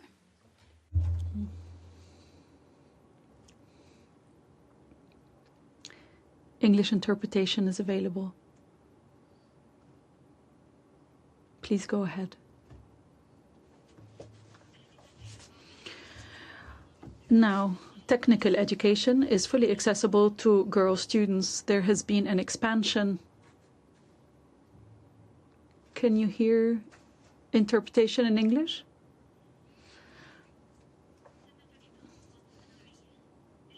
Professional specializations have opened for girls, including maintenance of medical equipment, as well as maintenance of cell phones, according to the necessities of the labor market. The ministry is trying to make this experiment apply to all schools. There was a question about whether there are jobs only for men and restricted to women. No, there are no jobs that are exclusively for men or exclusively for women. All employment is open for both sexes, including in the education sector, the commercial sector, industrial sector, rights sector, military, and so on.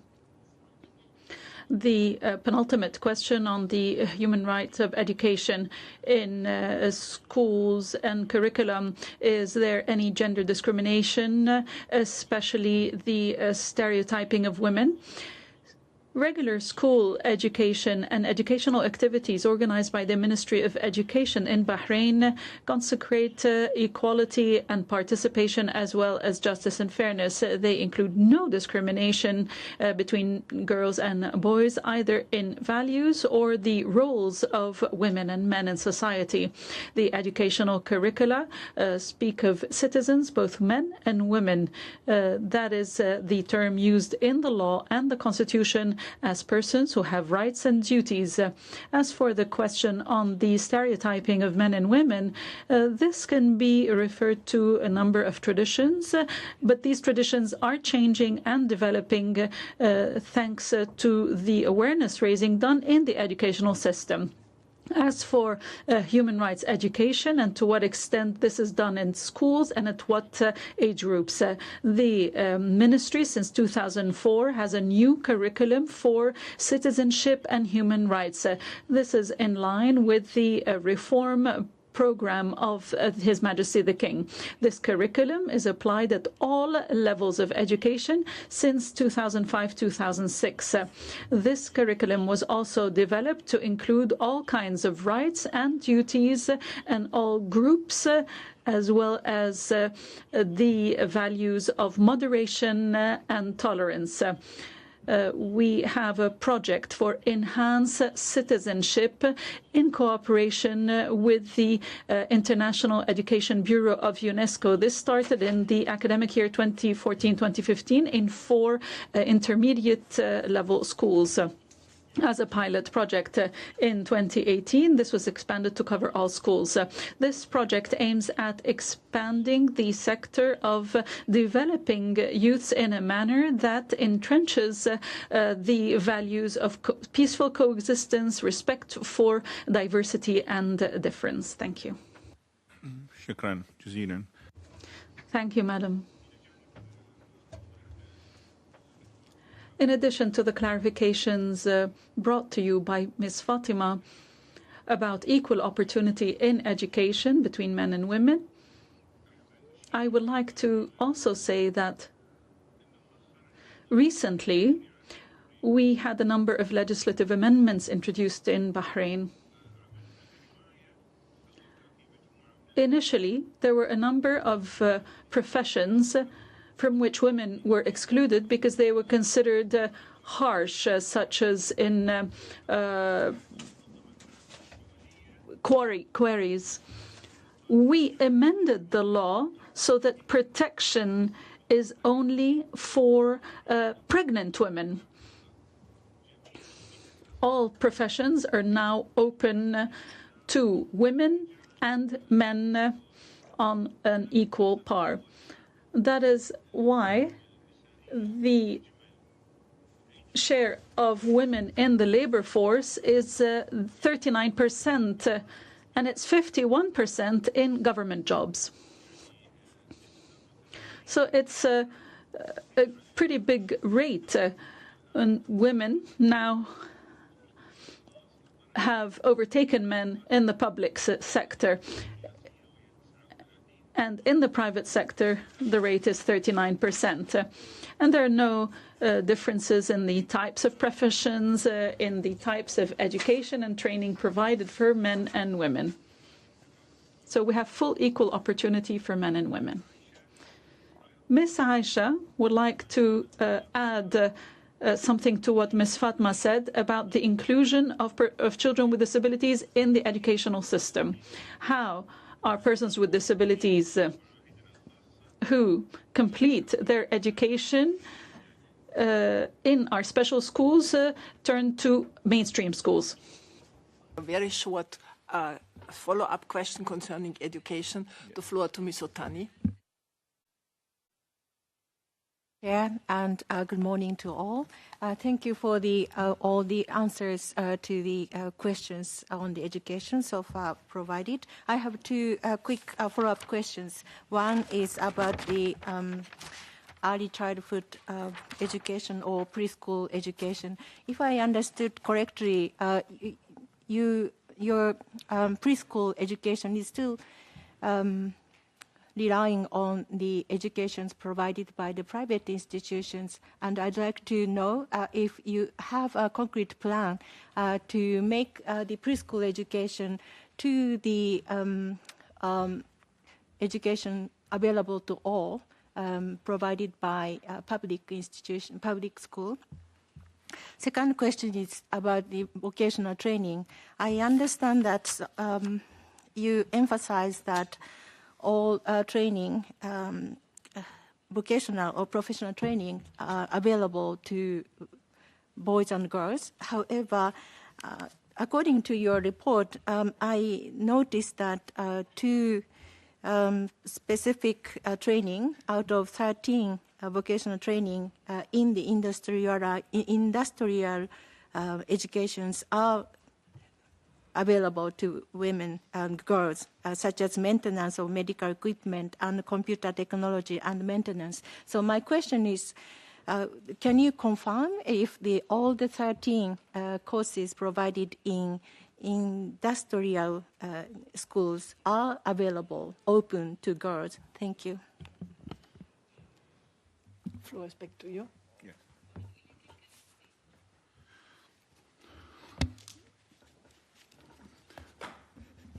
Thank you very much, Ms. Sultani, for your follow-up questions. Preschool education is indeed currently only provided by the private schools or private sector. In my intervention in the first session, I said that we now have a project to train all teachers who work in daycare and kindergarten and nurseries, because we want to develop preschool education by improving the level of educators and guarantee quality education at that level. So we have a training course subsidized by the government and subsidizing salaries so that the salaries can go up to a sufficient level while providing training in order to improve the situation of all nurseries and preschools in Bahrain. Yes, now it's still left to the private sector. And in the future, we may have plans to include that level in fully subsidized government centers. For now, it is private, but it is technically supported by the government. Now, on vocational training, we have two aspects. There's vocational training in general, where we support any person who would like to develop their qualifications and capacities, whether men and women, supporting them fully financially. We have more than 80 vocational training centers that allow for professional improvement for all people, and we cover the costs fully. What we are talking about in these statistics that you mentioned are industrial schools that precede the entry into the professional work. I think we had 17 or 18 such programs in the past. And that is in registering the interests of students in what they want to study. So now things have changed. Girls have been expressing an interest in joining training or industrial training programs. And so 7 new programs will be announced by the Ministry of Education for girls. And we hope that more and more girls will register in such industrial educational programs. But adults have equal access to all fields. And I thank you, Ms. Sultani, for your questions again. Shaikha Aysha would take the floor to provide some additional information about mental health. Before talking about mental health, I'd like to give a reply about a question that was raised earlier on about children with mental disabilities who have autism or Down syndrome, and whether they go to a mainstream school or special schools. Usually, these children go to specialized centers once they have the necessary habilitation so that they can be included in mainstream schools, and they are included in them. But that is once it is verified that they have the capacity to be included in government schools. So I'm speaking here about children with autism or Down syndrome. If the family has limited financial resources, then support is provided to these families in the specialized center on autism or on Down syndrome. And usually these centers are run by NGOs with support from the government, notably through the Ministry of Social Affairs. Once they graduate from these centers, they are included in mainstream schools if they can be. As for those with visual or hearing handicaps, they are included in the mainstream schools. They're provided with school books in Braille. They're well included in government schools. With regard to the question of Mr. Rodriguez about mental health, one of the questions was, do you take into consideration and into account children with mental disabilities in your strategies? Yes, we do take them into account, both in the strategies on disabilities and the strategies on the health of persons with disabilities. And these are generally implemented by the Ministry of Health or the Ministry of Labour and Social Development. I would also like to read to you once again the reply of the Ministry of Health, which is in charge of mental health. And I'll read it in English.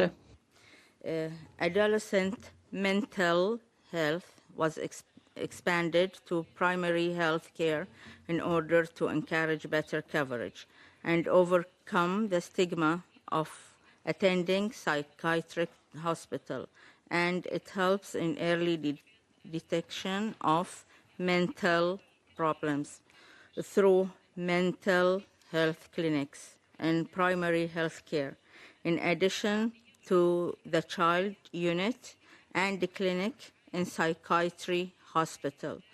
And there is a clear mechanism of referral from schools to school health department in public health. Continuous educational and awareness campaigns at the schools by school health and health promotion departments about the mental health. In addition, there is a clear guidance or guidelines for admissions of children and adolescents with mental health problems to hospital. And that's what I wanted to add regarding this. Thank you.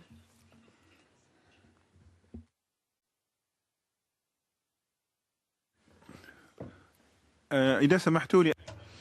With your permission, I'd also like to add some further information on education. There was a question about whether preference is given or whether private schools are considered better than government schools.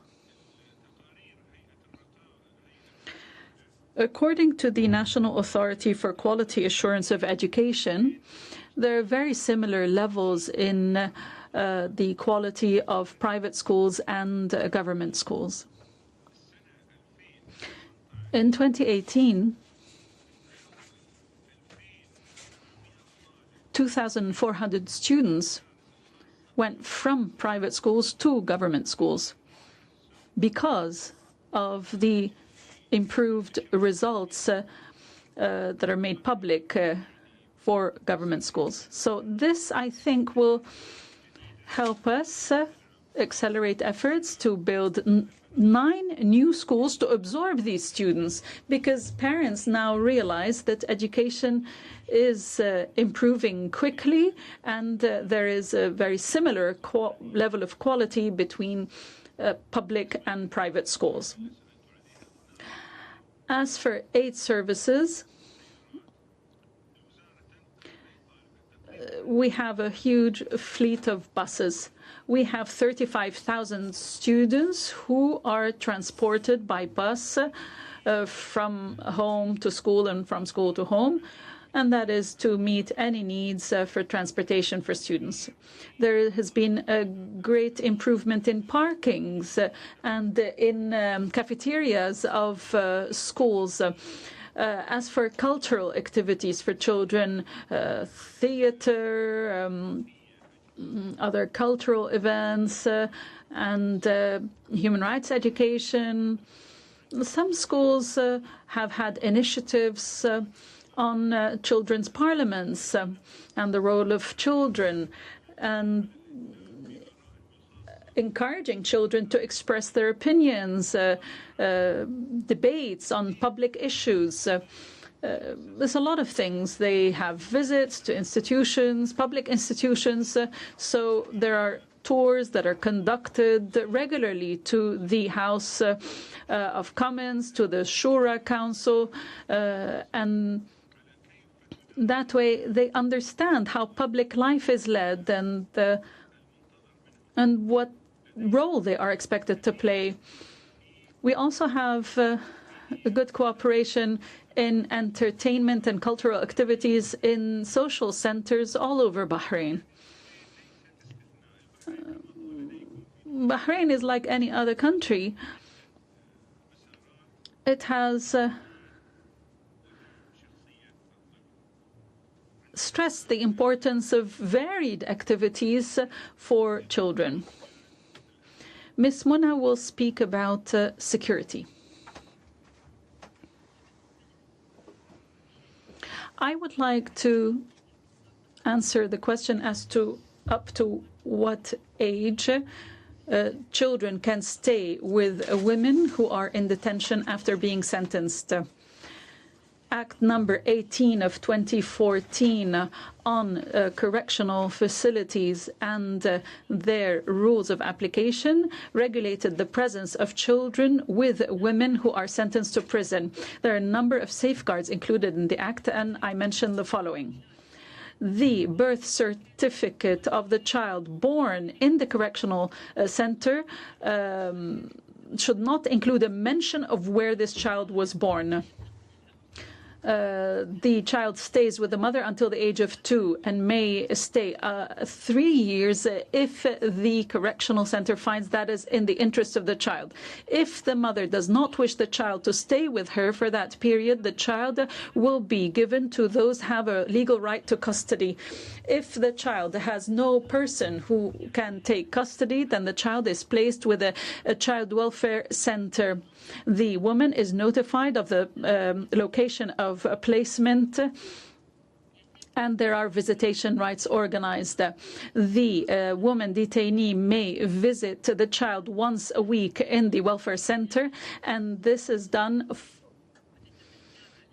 in a way where the woman can see her child alone.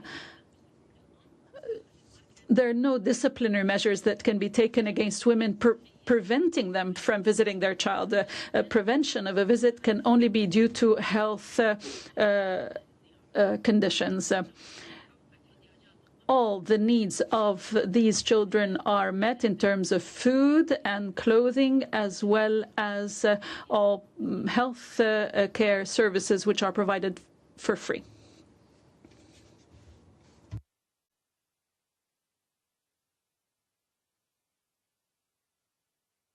Shukran. Thank you. Mr. Mohamed will also make an additional point in reply to one of the questions. There was a question about citizenship and withdrawing citizenship. I would like to say that citizenship is a legal relationship between the state and individuals based upon which they have rights and obligations. When we talk about withdrawing citizenship, I would like to say that the Constitution of Bahrain in Article 17 stipulates that the law will specify the conditions for citizenship, and citizenship may not be withdrawn for those who fulfill conditions unless these persons commit crimes related to high treason. So these are crimes related to high treason according to the conditions specified by the law. The fairness and independence of justice is the best safeguard. No citizenship may be withdrawn except with a judicial decision after all recourse has been exhausted according to the laws of Bahrain. Based on this basic safeguard provided for in the Constitution, we find that Article 20 of the Constitution of Bahrain also stipulates that the penalty is individual and may not cover others. So, if a person is stripped of nationality, this only applies to the person themselves and not other members of the family. In addition, the children of persons stripped of nationality have social security and social welfare and are provided with the funds they have a right to according to the law of the land. Thank you. If I may come back, the question was not so much was this happening in stripping somebody from his or her citizenship, because this is a right of the member state. The question was what is happening for the children of these persons. Because according to our information, the citizenship is also stripped for the children, and the children have not committed any treason. This is my question. Madam Chair, I think the information you have is not accurate. I said that the penalty is individual. So it is only the person who committed the act who is affected by the penalty, not their children or other members of their families. It is only the person who has committed high treason can be stripped of the nationality. This is expressly provided for in the Constitution, which is the highest law of the land, and other laws in the country. Thank you.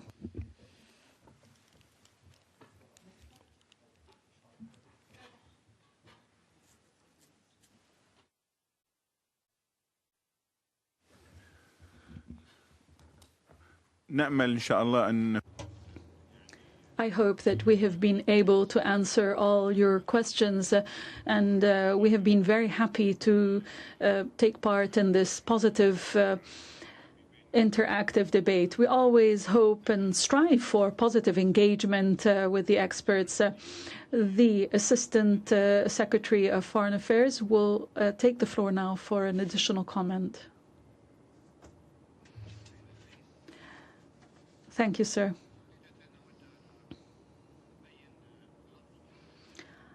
I have 3 points.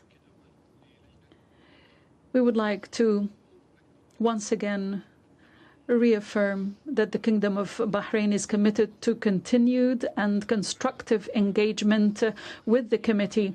We believe in the importance of this interactive debate with the CRC, and we're fully ready to engage positively with the outcome of this debate. We hope that this dialogue will continue and that we will be able to benefit from it to further enhance cooperation with regards to visits. A second point now on the fact that Bahrain did not submit reports on the 2 additional protocols.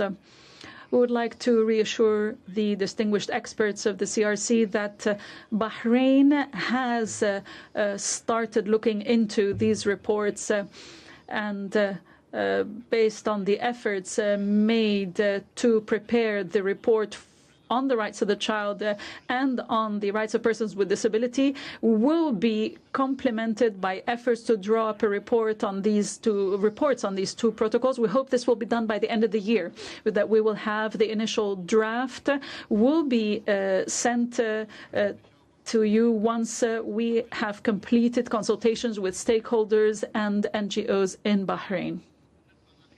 A third and final point now, and this regards the death penalty. As I think was indicated in the first session, the Kingdom of Bahrain has expressed its legal position on this matter during its review in CAT in this very room. As far as I know, there is no intention to change this penalty, as we need more study and more research before we can do that. We also need constitutional, legislative and legal studies, and there is the problem of conflict with Sharia and with Arab culture. And this does not only apply to the Kingdom of Bahrain, it is indeed what is seen in other countries that apply Sharia, and I think there are more than 58 countries in the world that apply Sharia, including 22 Arab countries. So for now, as we said, the death penalty is only applied according to the law, and the death sentence is commuted in many cases to life sentences if the crime is committed in circumstances that justify a reduction of the sentence, and this is done based on the procedures of criminal justice in Bahrain. We thank you for this interactive debate, and we hope that we can build on this cooperation, have better cooperation in the future, so that, as the Minister said in the first session, we can all be partners and we can all be defenders of children and defenders of the rights of persons with disability. And we will continue to make every effort to guarantee the welfare of children and children with disabilities always. Thank you. Thank you very much. We have still a little bit of time, and I'm asking my colleagues, because I have questions as well, but I am the last one. I have noted quite a lot of questions that have not gotten any answers. So can I have questions from those colleagues who did not get answers? Ms. Asuma first, and then Ms. Idrissi. Merci, Madame la Présidente. Thank you very much, Chair. I'd like to have an answer to the question concerning obesity in the Kingdom of Bahrain, in particular when looking at nutrition and media campaigns around that. The second question is that we've had no information concerning the situation relating to HIV/AIDS in the Kingdom and whether or not mother-to-child transmission prevention is in place. Thank you. Any answer possible from your side? From somebody?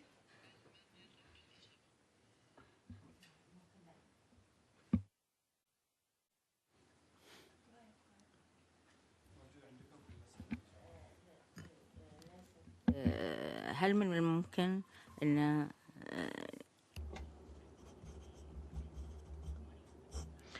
Could we provide you with an answer within the 48 hours available to us after the end of the session? Ms. Ayoubi Idrissi. Merci, Madame. Thank you very much, Chairperson. I'd like to thank the delegation from the Kingdom of Bahrain for all of their answers. I have a question concerning the age that fostering ends, or the age of majority. Now, you said it goes up to 16 for boys, 18 for girls, or until marriage, and when that marriage is consummated. So that means it comes under the responsibility of the husband at that point. Now, I'd like to know exactly how we explain this discrepancy in terms of the final age between boys and girls. And also, could you explain more about a fahara for the support for children? Thank you very much. Context. Thank you very much. And in that connection, it seems that the law allows for women being up to the age of 17 being cared for, being in minors until 17 unless they're married. And then there seem to be other exceptions that mean that it's extended to 18 or not. And what we prefer is to not have exceptions. So we'd like to understand the mechanism around that.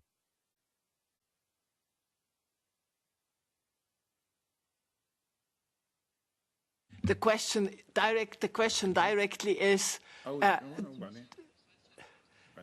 do you consider that there is age discrimination between boys and girls, and do you think that there is a plan not to have that any longer?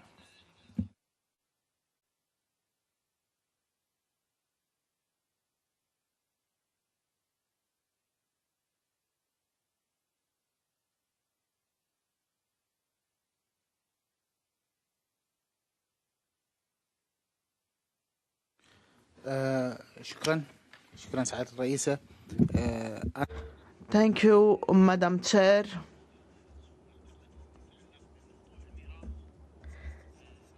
Regarding the question by Mrs. Osuma about inheritance, when we passed the Unified Family Act or law, we had a committee, and this committee comprised judges and experts in Islamic Sharia from all denominations in Bahrain.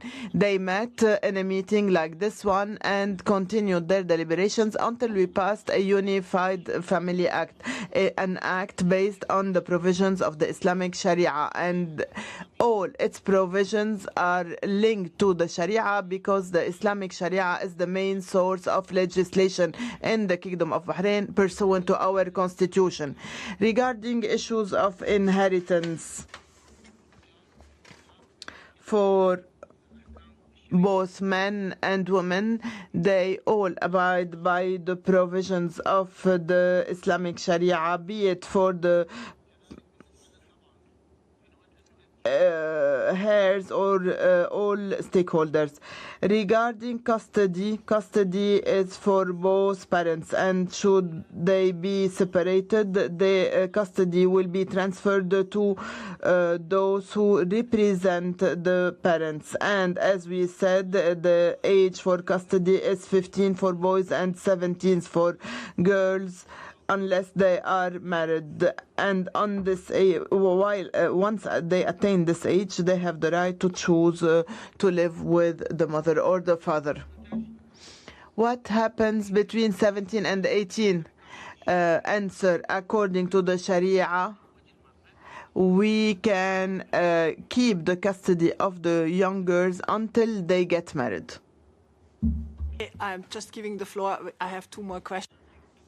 But I just want to give an information, a global information. You are speaking very often, especially in matters concerning penal law and concerning family law and family situation, about the Sharia. Now, we have quite a lot of colleagues here who are familiar with the Sharia and Sharia law, me included. We have in total 22 Arab countries using Sharia, but only seven of them have such an interpretation as you, being in penal law and being in family law. All the others have not this situation and do not have such a difference between boys and girls, nor do they have such a difference in custody, nor do they have such a difference in heritage, nor do they have such a difference in penal law. There are only 7 countries out of 22 Sharia countries that have death penalties for children, for persons committing crimes under the age of 18, and all the others do not have it. This is just a global information, so maybe we have to say, according to the interpretation of the Sharia in Bahrain, it is this way. Because you cannot say, I'm sorry to say so, maybe my colleagues from the Sharia countries will correct me if I am wrong, but one cannot say that the Sharia is asking for this and that. It is the interpretation of this country, and it is not possible to say all Arab countries have such an interpretation, because we have all Arab countries here in front of us, and therefore we have this information. Thank you. This is just a global remark for explanation from our side and from your side. Would you like to answer to that? Yeah.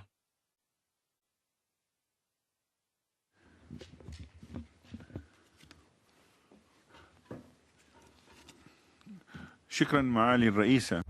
Thank you, Madam Chair. The countries who abide by Islamic Sharia are not 22 countries. They are much more than 22 countries. 58 countries abide by the Sharia law. All international organizations respect religions and religious beliefs, and understand and appreciate religious beliefs. That's why international organizations are based on the principles of mutual respect and appreciation. Provisions pertaining to inheritance according to Islamic Sharia are not issues of interpretation. The most very well-defined principles in the Holy Quran are those pertaining to inheritance. I don't want to turn into a religious scholar and to explain to you religious beliefs, but as a Muslim, the issue of preference in rates and shares between men and women is limited to alimony only, because according to Islamic Sharia, it is up to the men to provide for the family. the rates, the shares, percentage of inheritance are very well and clearly defined in our text. This is something we all Muslims around the world in 58 countries agree upon. And in our legislation, we do not legislate any text that is contrary to the provisions of the Islamic Sharia, because Islamic Sharia is the basis of legislation. However, later on, if there are any social problems pertaining to implementation, this is when we resort to interpretation. And the ultimate objective in Islamic courts is to prevent any harm. And we have a legal principle that says no harm is allowed. We need to resort to principles of solidarity. As a man, Islam gives me a role to provide for my family. And this is not something that is an advantage to men. It is clearly defined and stated. Should you like to dedicate a whole session on the issue of inheritance in Islam? This is another topic. This is something based on justice, human considerations, social considerations.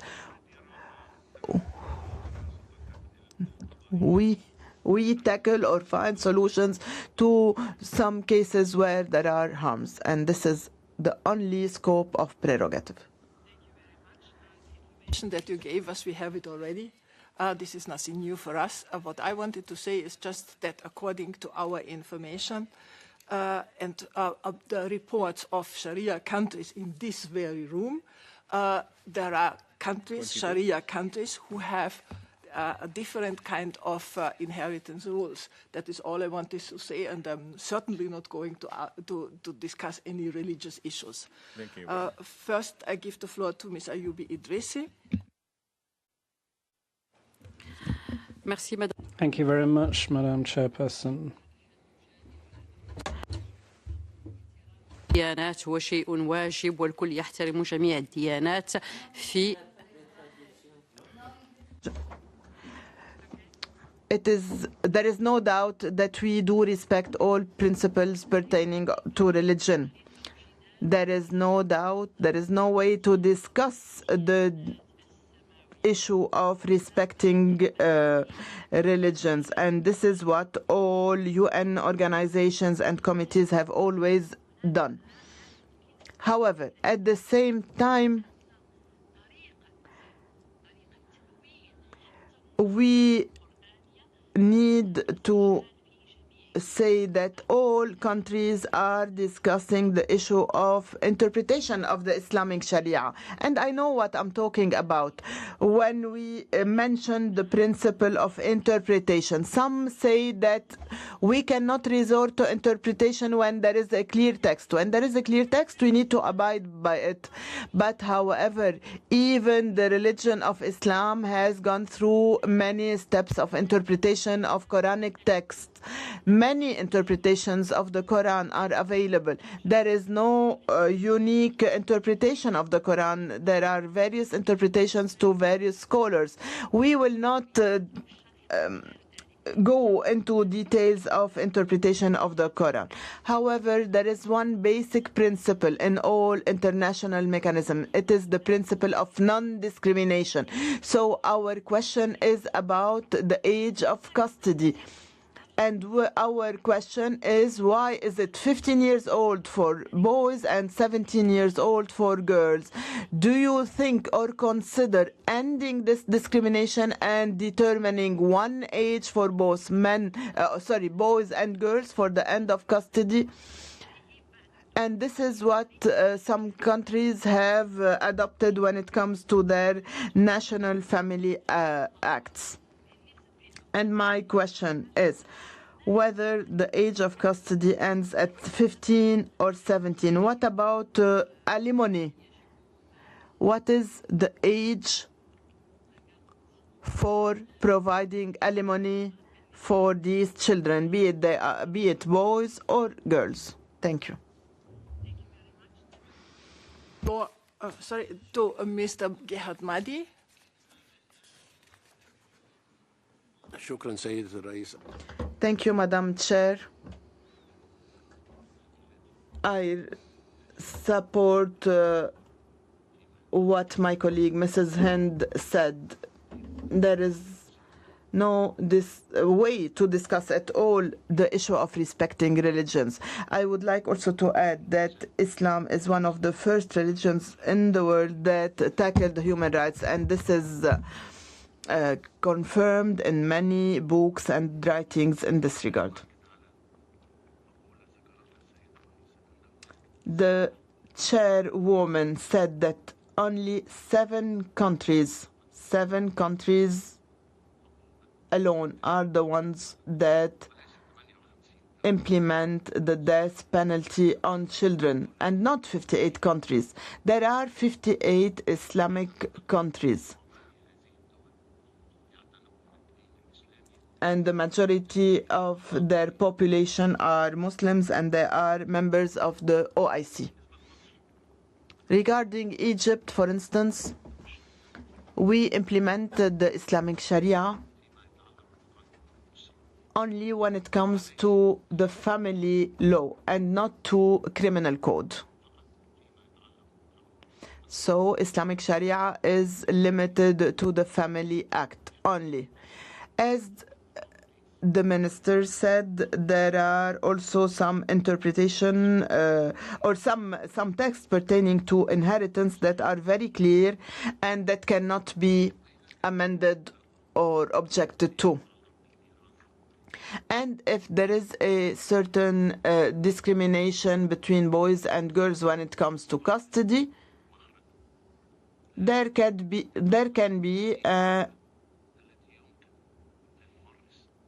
when it comes to inheritance, there is a solution. For instance, donations given to the girls so that they can have an equal part of the inheritance, equal to that of their brothers. When there is a text, there is no way to discuss it or to interpret it in a different way, especially if the text is very clear. I think that the countries that implement Islamic Sharia, most of these countries do not implement the death penalty on children, even if it's still there in the texts of the law. Thank you very much. I'm now giving the floor to Ms. Kirsten Sandberg. Thank you, and thank you for your answers. I would like some clarification on the issue of custody, and then I'm not talking about the upper age, but what happens when a child of 6 years, for instance, the parents divorce. I gather custody is given to the mother, but then later on, if there should be a change, would that be decided by the best interests of the child? If the father wants custody, or is the child automatically transferred from the mother to the father at a certain age, and maybe a different age for girls and boys? Thank you. Thank you. And Mr. Dorova.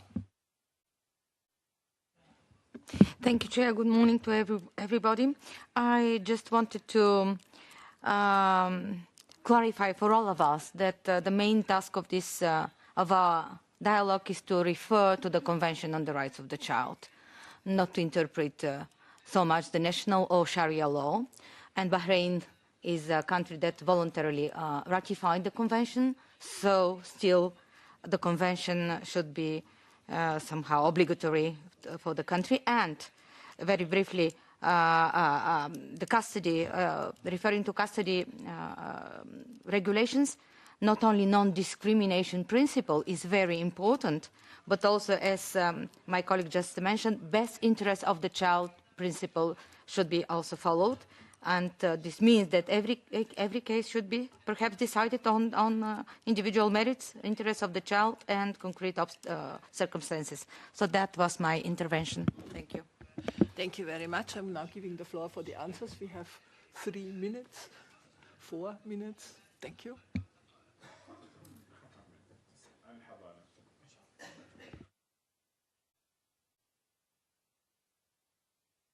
شكرا سعادة الوزير.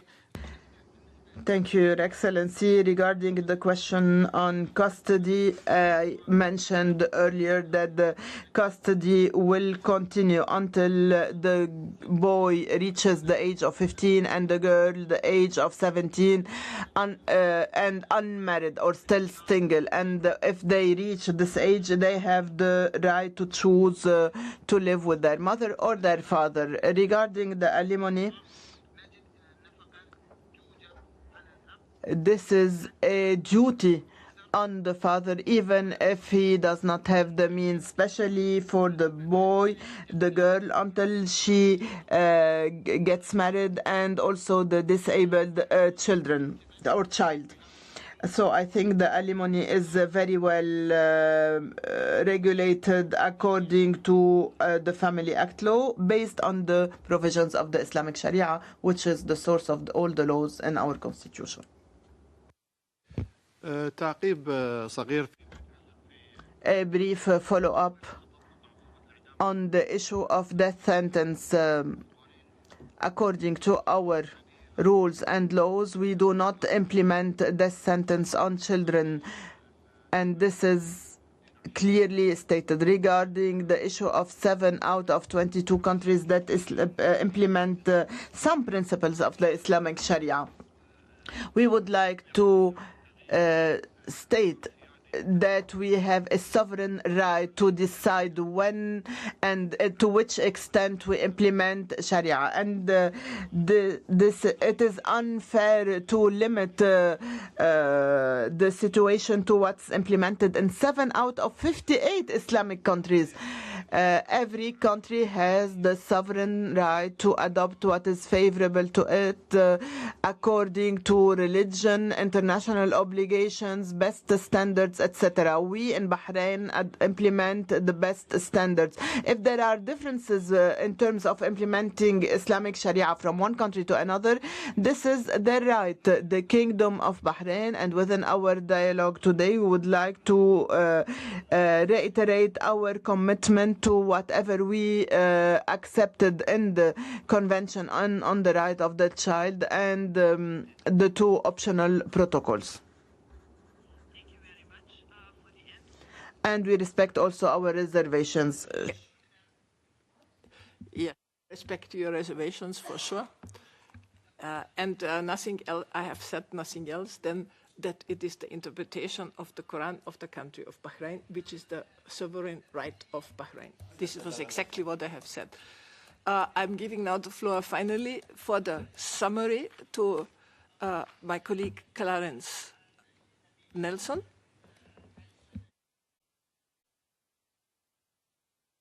Thank you, Madam Chair.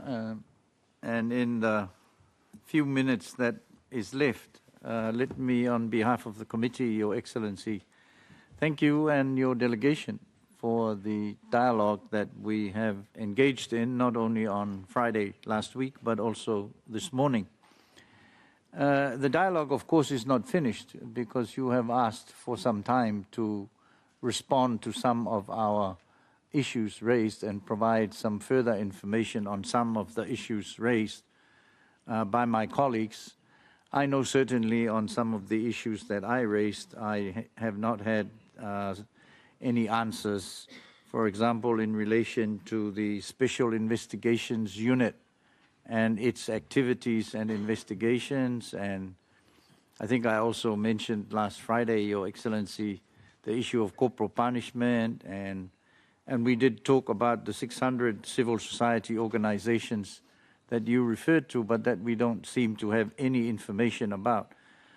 So we're looking forward to your responses in the next 48 hours to these and these other questions that my colleagues have raised with you.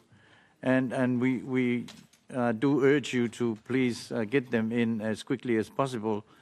Otherwise, we won't be able to look at them and take them into consideration when we do the concluding observations. So it's important that you give us this information inside the next day or so. I also make the comment that it's clear from our dialogue that there are a number of legislative reforms that are pending in Bahrain and that are under consideration by your kingdom. Here I'm referring to things like we mentioned at the outset the Correctional Justice Act and also the reform concerning the nationality law for children of foreign fathers, and I think we also touched in the dialogue upon the law that exempts rapists from punishment if they marry their victims, and you've indicated that you are attending to these these and other legislative reforms. Of course, because you believe that these things must be changed for the improvement of the life of children in your country. And we completely agree more. We completely agree with you. And we would, the viewpoint of the committee is that they should be changed tomorrow. If not tomorrow, then this week. But obviously, it's going to take some more time than this week. But the viewpoint in the committee is the sooner the better. Let us not have this same discussion in the next report of Bahrain, and we are still asking you what has happened to this and what has happened to that. And we would urge that your kingdom expedite these legislative reforms as quickly as possible. Finally, we would also await eagerly your reports on the optional protocols, which have been outstanding for quite some time, as you are well aware. And you've indicated that these are going to be given some measure of urgency, and that we would look forward to receiving your reports on those issues as well. I think, Your Excellency, the dialogue has been useful. Exercises like this are not only useful in the things that we talk about, but it also provides your kingdom the opportunity to take a good, long look at your progress and what you've done for the children in your kingdom. And I'm sure from that perspective, it has also been very beneficial for Your Excellency and the delegation. We wish you well in your return back to the Kingdom of Bahrain, and we look forward to receiving the further information that you have promised to provide. Thank you. Thank you, Madam Chair. The floor is yours.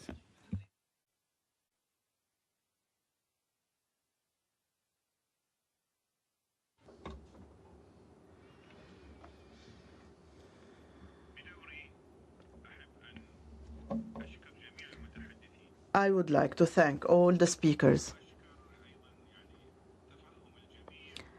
and your understanding.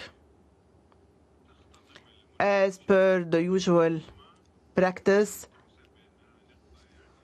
the dialogue might highlight one point that might be considered negative or problematic, but in general, the dialogue was very useful, and this is part of our general policy in Bahrain to constantly assess and evaluate the applicable laws and find ways for improvement. Discussion about Sharia or provisions that are very clearly defined or subject to implementation. I would like to thank all those who rectified the way our discussion was being led. And we have to keep in mind the issue of mutual respect of all religions. We tried not to keep any question unanswered, and we are also committed to provide some written answers in the coming 48 hours, and we will try to tackle all issues. And we reiterate our commitment to the principles of the CRC. We ratified the convention in a voluntary way, and because we want to also benefit from the international experience in order to improve our national experience. And we also received from you many positive interventions and opinions. Our main concern is not to divide the issues. We hope that you as experts look upon our efforts in a global, holistic way, beginning with our written report, then with the follow-up answers and our presence here and the questions that we have provided orally here. All these constitute a package of information, and these information are linked to legislation, humanitarian issues, institutional issues, administration, social issues. We do not claim to be perfect, but we reiterate that we are committed, along with you, to continue our commitment to many principles and many requirements that will provide additional protection to children and to human rights in general in the Kingdom of Bahrain. I would like to thank all those who helped us, and we hope to always be among the countries that respect human rights, children's rights, and thank you very much. Thank you very much. Thanks the delegation for all the answers provided and for all the answers promised. We wish you a safe travel home and good luck in your endeavor to be a shining example in your region. Good luck for that, and we look into having this kind of information next time. Thank you very much indeed. Bye. Thank you.